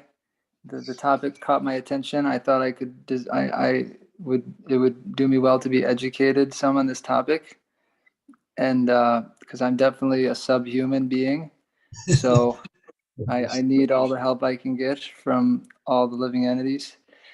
I really liked all the different quotes you shared, and in particular this one, because somehow or other I got into this discussion with a devotee who's really, you could say, like an anti-female Diksha Guru activist, and I fell into a conversation. I really wasn't looking for this discussion, but then what you quoted from the Hari Bhakti Vilas about how these different nishedas don't apply to Vaishnavas. That was really, it's nice to see a verse like that, because there's a lot of different places that more or less say the same thing. But yeah, go ahead, Prabhu. Yeah, no, I really appreciate that you caught this very subtle point, because it's something which concerns me. There's, for example, the devotees, they like to quote some of the I know the pro and the anti groups. I don't want to be a pro or anti either one, but some of the anti Lady Diksha gurus, they quote the what's that Pancharatrika literature? For those of you, Bhagavad Samhita. You're writing in Bhagavad Samhita. yes, I'm exactly thinking of Bhagavad Samhita, and there's some very clear verses there, and I don't think it's fair. The devotees just dismiss them. No, let's look at them. It's Shastra. But let's look at the context, and let's look at who it's for. And when we look at the context, let's look at other things. In the same book, it says that someone cannot be a guru unless they're born in a Brahmin family. So why is it that we take one statement and we neglect the others? In Hari Bhakti Vilas, in the first Vilas, Srila Sanatana Goswami gives qualifications for guru. Nowhere in the entire Hari Bhakti Vilas, much less the first section, which is the description of the qualifications of guru, nowhere does he say anything about gender.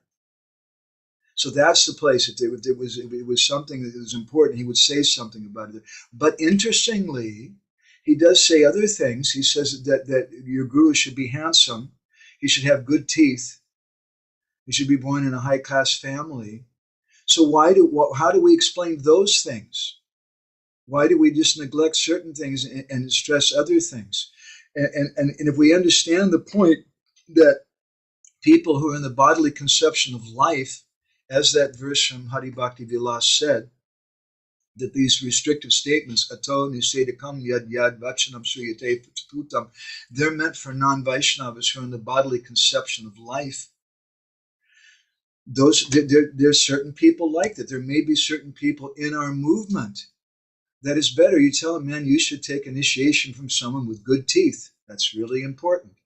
And maybe you should take initiation from someone who's born in a Brahmin family.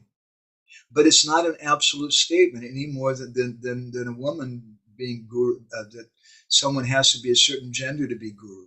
And obviously that's something we can understand. Janava Mata was guru. There was 3 or 4 gurus, lady gurus in the Diksha line of Bhaktivinoda Thakur, and there's been quite a few lady gurus in our Gaudiya line. We can't explain that if all ladies are bad. If Dhruva Maharaj couldn't take initiation from Suniti because she was his mother and because she was a woman, and that meant that no man can take initiation from any woman, then what about Janava Mata? And other different lady gurus in our line? It's not fully satisfying. We need to look at things in the context, and if we do, we should respect that some devotees maybe in their preaching they feel like sitting down in front of a young attractive woman who's giving class may be disturbing to the mind. We just lost Prabhuji. Anyway, I think his connection went off or something maybe. Okay. Let's go on. Tirthakar Prabhu, do you want to share anything?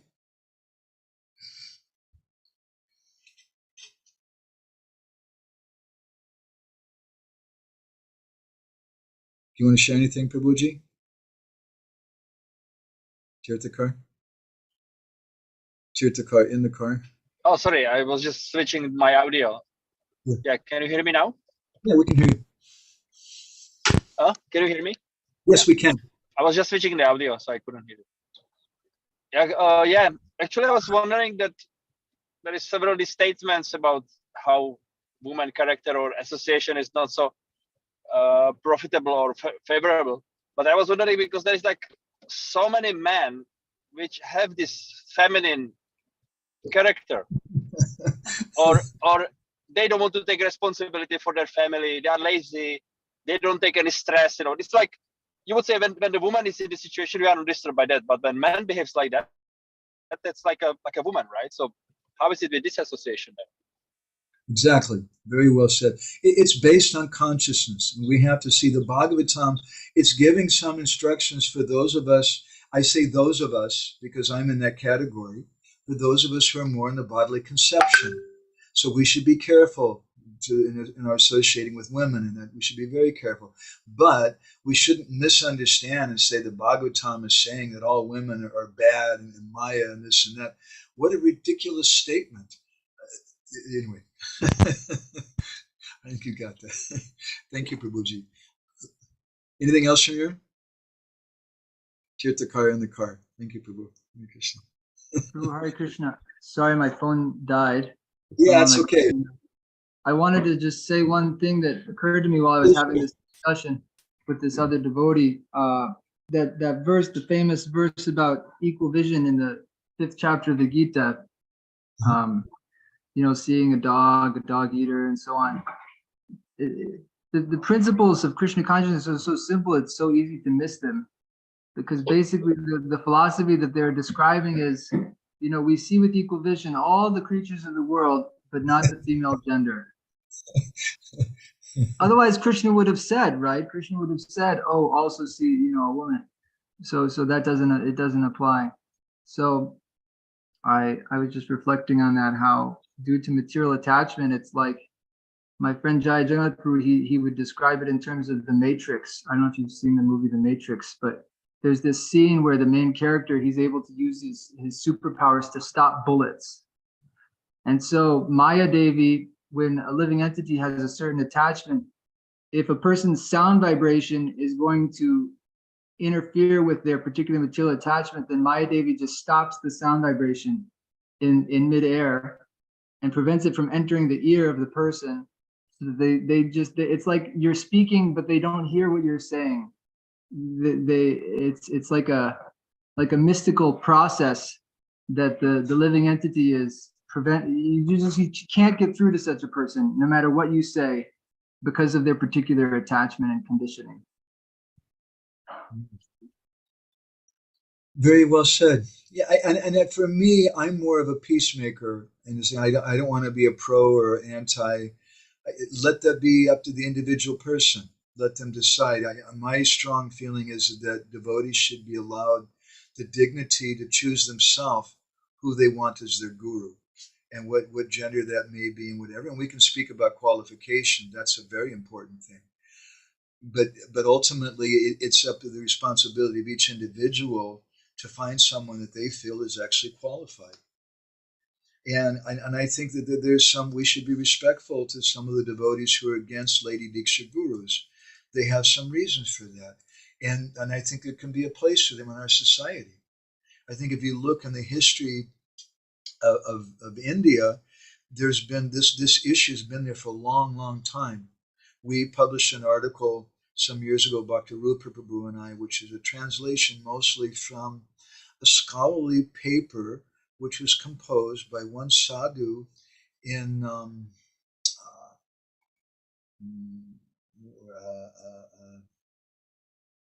Varanasi.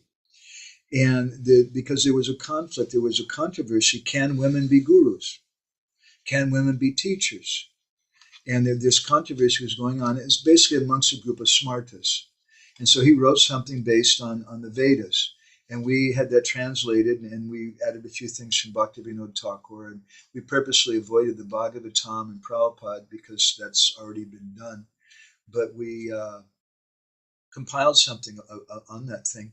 And the point that I'm making just is that it was a controversy at that time. And I don't think probably everybody agreed with the author of the paper, although he gave some pretty, very, very powerful statements from the four Vedas, the Rig, Yaja, Sama, Tarva Vedas, and the Brahmanas, and different commentaries and things about how women can be gurus according to the Vedic literatures. But it's always an issue. And why not? If it's an issue for some people, then maybe they shouldn't take initiation from them. If somebody doesn't like a black-bodied person, they think that they're lower, don't take initiation from them. Or somebody doesn't like somebody with bad teeth, that's fine. I think you're in the bodily conception of life. But maybe that's just where you're at, and you can't do that. It'll be hard for you. Is that okay, Lokaram? Yes, bro. Thank you. Thank you for taking part today. Thank We you wish for you allowing me to be here. Happy to Hare Krishna. Hare Krishna. Let's see. Hari Chandra Prabhu, do you want to share anything? Any thoughts from you today? Hare Krishna. I have one question about mood. If somebody think that only one way how to share Krishna consciousness is speak strong and boldly, like, and it is because of people's well-being. Is this the mood? This mood is bad.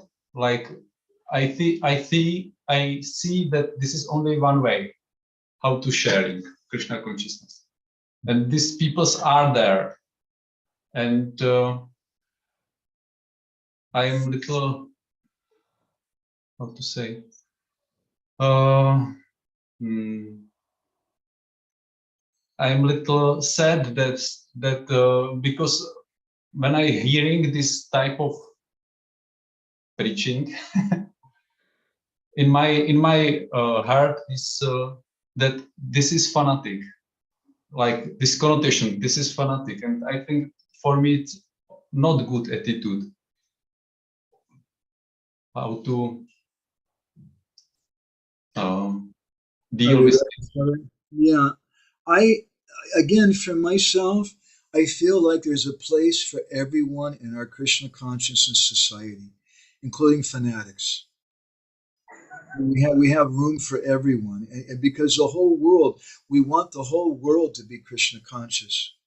And honestly, there's some people who just like to be told that the Czech football team is the best team in the world.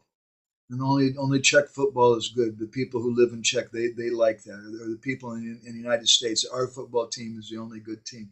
It indicates a certain kind of consciousness. And politicians understand that very well. Sometimes some preachers also take advantage of that. And they speak in that kind of way, in a way which we would consider not to be absolute. And as we mentioned, I think in our last session, maybe the one before, Bhakti-Vinod says that the Acharya speaks in two ways, Tat-kalika and Sarva-kalika, for time and place and in an absolute way. This is Tat-kalika. It's time and place. And just like some sadhu may say, well, wow, you guys are the best. Americans are the most intelligent. Prabhupada said like that sometimes. Srila Prabhupada would go to different temples, and at each temple, he said that this temple is the best. Krishna Kun's commenting, Prabhupada would go to different temples, and everywhere he went, he would say, this temple is the best. You're the best. You're an incarnation. You're this or that. You're the only way. And because that, it doesn't indicate to me Srila Prabhupada's sectarianism or crippled-minded thinking. It indicates to me Srila Prabhupada's expertise as a preacher. And I also want to respect other preachers in our movement. And there are some preachers who feel that they want to really focus on this Varnashram kind of thing, you know very well. And they want to focus about, how women should have a subservient role and the Dharma Patnis be like that. And there's no question in being guru and things. And I think that has a place in our society. And there's some people who are attracted by that. And I think there's nothing wrong with that. At the same time, Bhaktivinoda Thakur speaks about a certain kind of mentality. In some of his articles, he says that Amar Guru Jagat Guru, that my guru, he's great, and everybody else's guru, they're just nonsense. That's okay for small children. I sometimes tell the story when I was about 5 years old. My father was a coach. He was a teacher. He's teaching science and mathematics in high school, but he was also a coach for the swim team. And I used to go swimming in the pool for free. And one day I'd gone there, and the team had just won some match or something.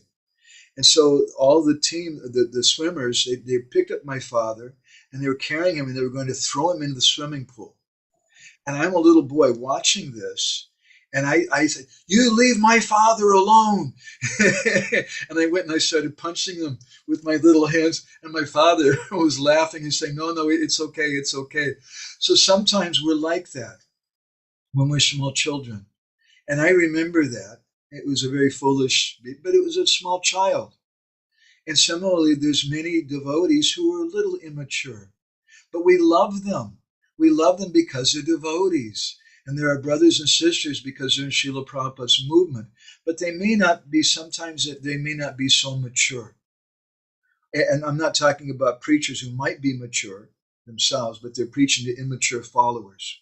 Because there's two things there, the preacher and the immature followers. Sometimes a preacher may be speaking one thing.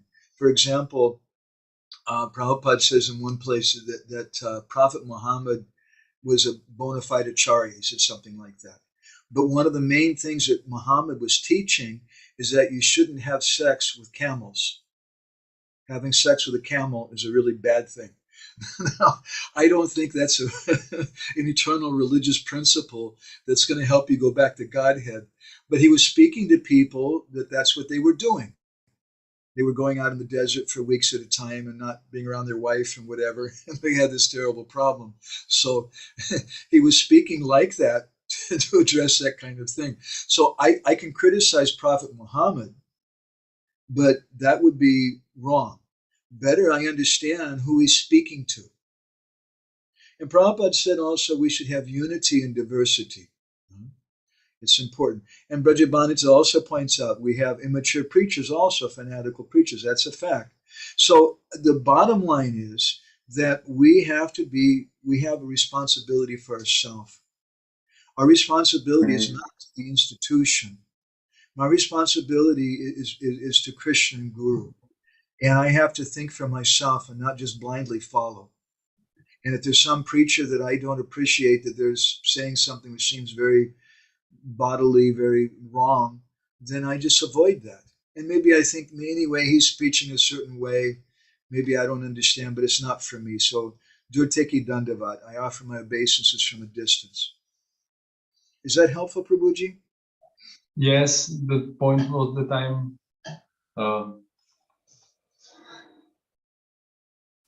I must appreciate that somebody is devotee.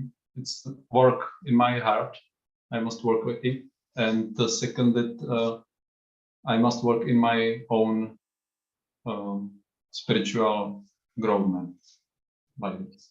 Yeah, and if we see devotees acting in an envious way or acting in an immature way, because envious means immature, their hearts are not completely pure yet, we have two choices. We can come down to their level and try to fight with them, or we can act like an adult and just tolerate them and think, anyway, they're just immature right now and it's okay and I love them anyway. And maybe I have to keep a little distance because this guy is going to drive me crazy, the way they're speaking, or their Sangha. I'm not so advanced that I can associate with them. Maybe I keep a distance. But at the same time, with my full heart, I'm respectful and appreciative that these are devotees. They're so special and so rare. But I'll keep some distance. Thank you, Prabhuji. Hare Krishna. Let's see. Jai Gour, do you want to share anything? Are you there? Still working on the house? Yes. You still have a lot of connection, it sounds like. I still have lousy connection. Well, it was bad. It's working okay now. Okay, good. I'll move into another part of the house.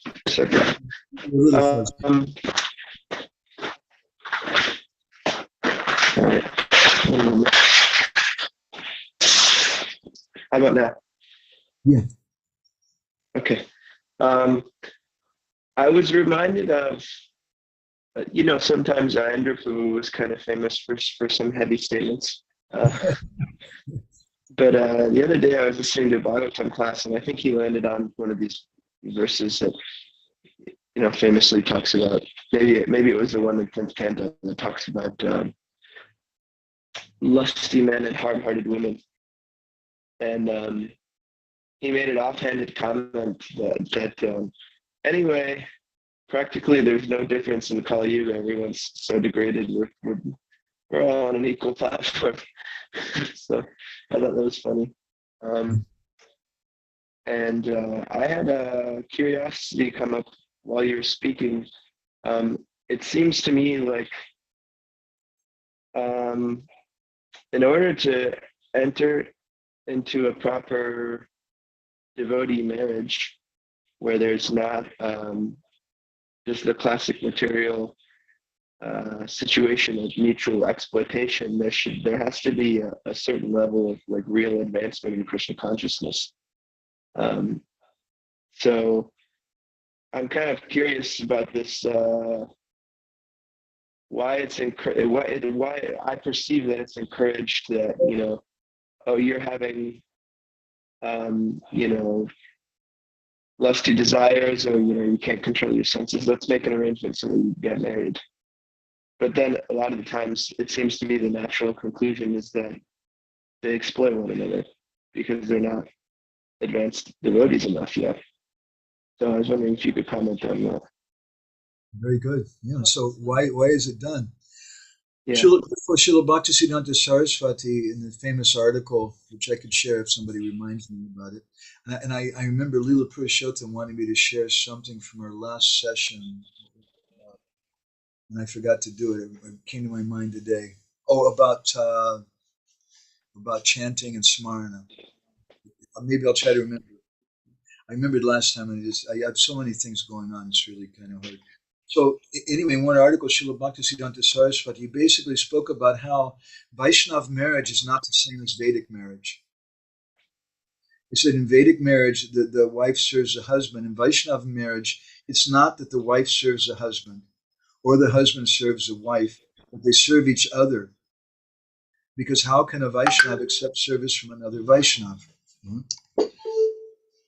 So, and at the end of the article, he speaks about how that generally the guru doesn't encourage the disciples to get married, exactly for what you're saying, because if they can't see past their own sense gratification, then it doesn't work. Now, maybe that's a good idea to advise in India, but in the West, where people, when they get pretty desperate, the senses are pretty strong, and we have some bad samskaras, some bad past. A lot of the devotees, rather than fall down and go get to some non-devotee woman, it's better they just get married.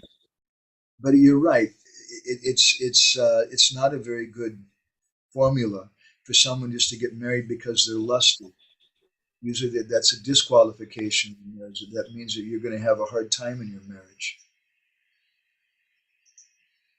There should be some advancement there. Like I remember there's. Oh God. Yeah.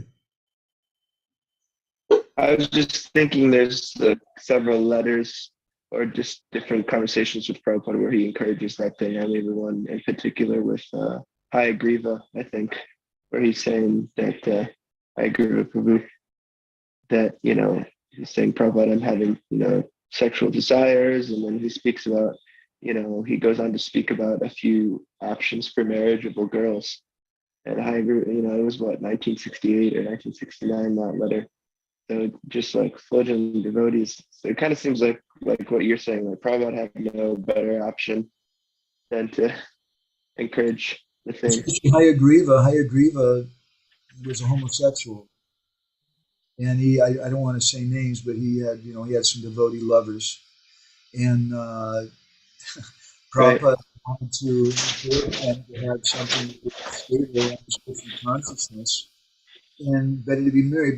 But we also see, very frankly, a lot of the devotees who are just married out of lust because they're homosexual also, that turned into a huge disaster. I know a few ladies who they were pushed into marriages with homosexual men, and it was just a huge, terrible, terrible mess at the end. But at least Prabhupada kept them somewhat. I mean, there's so many people leaving these early days, and the main reason people were leaving was not because they didn't like prasadam. It wasn't because kirtan's too boring.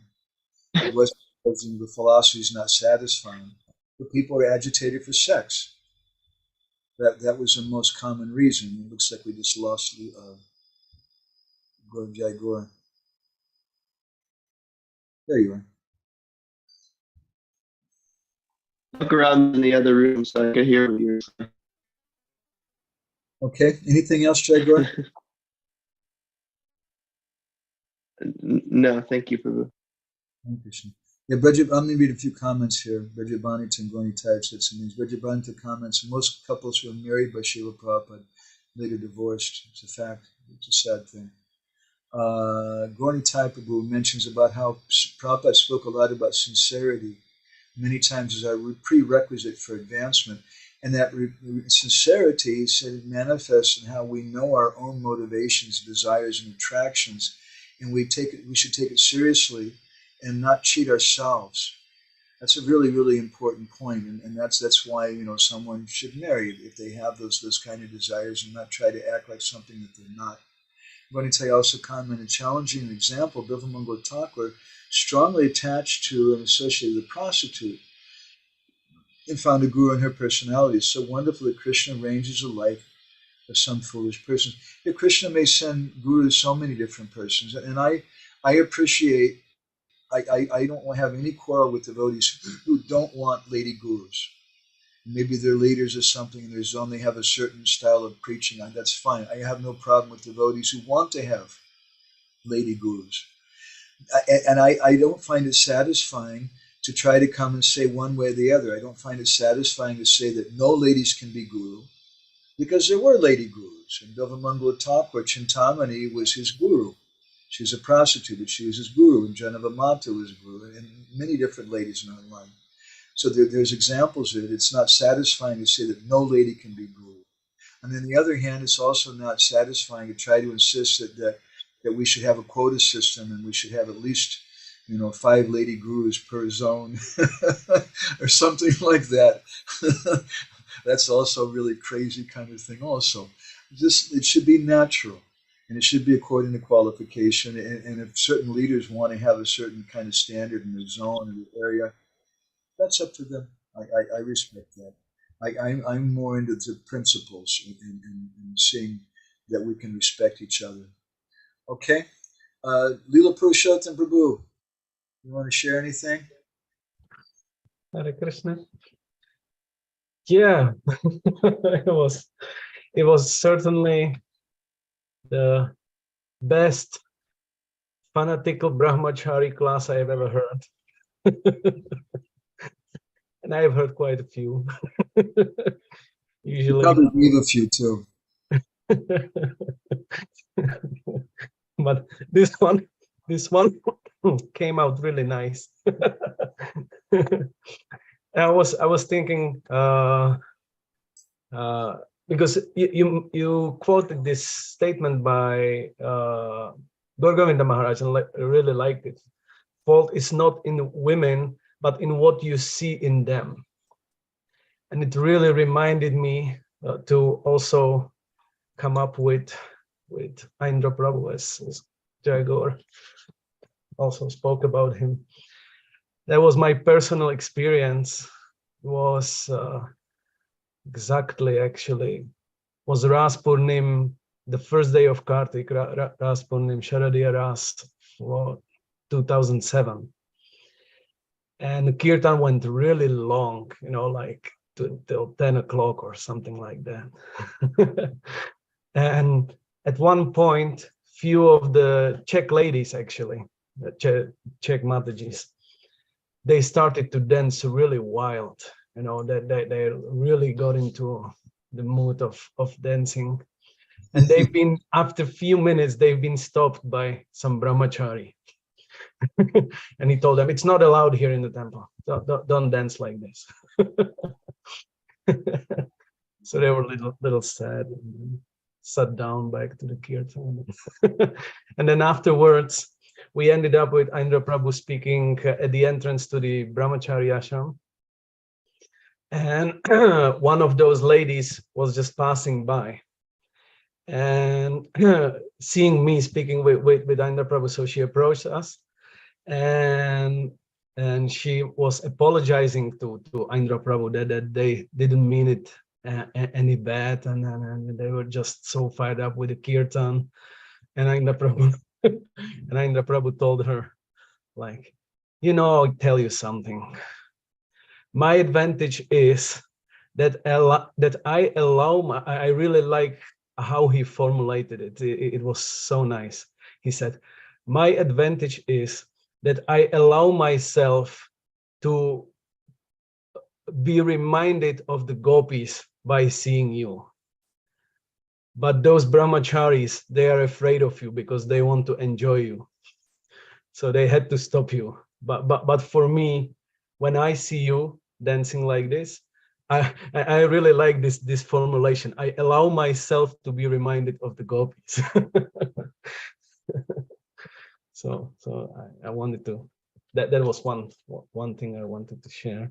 We see that in Braj. We spent years ago, I was doing some Braj Mandal Parikram on foot with a sannyasi friend, and we spent a few days in Barsana, and I was astonished to see the dancing. Yeah. How they dance there. And we would outlaw it in a lot of the temples without question. but the local sadhus weren't bothered by it whatsoever. It's a matter of consciousness and culture. Yeah, certainly it is. And then another like very sticking out point today for me was this Jiva Goswami's quote of Paramatma Sandarbha, because that really makes a difference for our personal responsibility, how to digest and view the statements of Shastras that might on themselves, like separated from the context, they might sound pretty heavy, pretty controversial, and you just if you really consider, if you really are aware of these signs, how to consider the message of the book with all those 6 parts actually, then first of all, you're left with much greater responsibility than just taking statements out of context. What comes handy to my selfish purpose, actually, oftentimes, and and even to navigate yourself if you're confused or just don't know how to digest the statement, then you can like really systematically apply these six items, six advices, how to approach the book, and then you probably, like you quoted a lot from Bhagavatam today, and I connected it with I was thinking like, okay, if I would apply it to Bhagavatam, then if I would try to figure out the whole purpose of Bhagavatam, I would come up with something like Ramya Kachit Upasanam Vrajavaru Varganaya Kalpita, glorifying that the ladies, women are the best devotees of Krishna. So how does this apply together with with the statements that might confuse me about the women being so bad? And yeah, we see everything through the lens of our consciousness. And there's some people who just don't like women, and then they hear these statements in the Bhagavatam, and they say, yes, see, it's proof. The Bhagavatam says this and this, and they cherry pick those particular statements, and they quote those. It's sad. It has hurt us immensely as a society. The Bhagavatam's not against women whatsoever. It's ridiculous. The Bhagavatam glorifies women, as you said. Raja Bhagavan Bhaje Satana Yastadam Ramya Kachit Pasana Brajabadu. I really liked also one more point, this Lokaram Prabhu's thought on how the conditioned souls are limited in the message reaching them. Like it's really so true. Like you can speak whatever siddhanta, whatever tattva, but if the consciousness is not prepared, if the adhikar is not there, it just doesn't reach. You can use any words you like, but it just doesn't reach. And it's just like, I mean, you have some experience with children. It's like speaking with children. There's certain things you just can't tell them. They're just not ready to hear it yet. Yeah. At a certain point, maybe they'll come and ask you about it, and then they're ready, and you can say something, maybe. And it's the same thing with but you love the children. We should also love the devotees and just love them to pieces, but with just certain things you can't speak to them. My Guru Maharaj once told me, he said, Madhavananda, you have to learn to cheat them. He cheated people quite a lot. In the sense, cheated them that he would tell them sometimes what they wanted to hear. But like one brahmachari friend of mine went in to see Guru Maharaj once, and he came out practically jumping up and down. Close friend of mine, he said, Guru Maharaj told me I should marry. It wasn't my idea. He was pretty happy. Guru Maharaj told him what he wanted to hear. But he didn't ask Guru Maharaj, what would you like? And so if somebody's asking, then they get some secondary thing. And the secondary thing is not exactly cheating, but it's a rough ride. You know, another devotee, Guru Maharaj told him, yes, you should marry. And then he told her at their wedding, he said, she will make you cry, Baba. And I stayed with that couple. And oh my God, she really made him cry like anything. But that was his desire. As Jai Gour was saying just now, some people, they want to get married. And okay, what are you going to do? It better they get married than go away. But if they just want to get married for some lusty reason, then they're going to suffer, because ultimately your relationship is going to be selfish. And it's not going to be fully satisfying if either one of the members or the marriages is based on sense gratification. Okay, Brajabani had to disappear. Let's leave fanatical blind Sudras in their blindness. Okay. I'm wondering how one can seriously desire to be a woman, a manjari, and so eternally be a woman if he considers being a woman is Maya. That's a really good question, Gonitai Prabhu. Did you see his question? His question is, I'm wondering how one can seriously desire to be a manjari if he thinks that being a woman is Maya. You can't. How can you do that? It means you just want to be a cowherd boy. Thumbs up.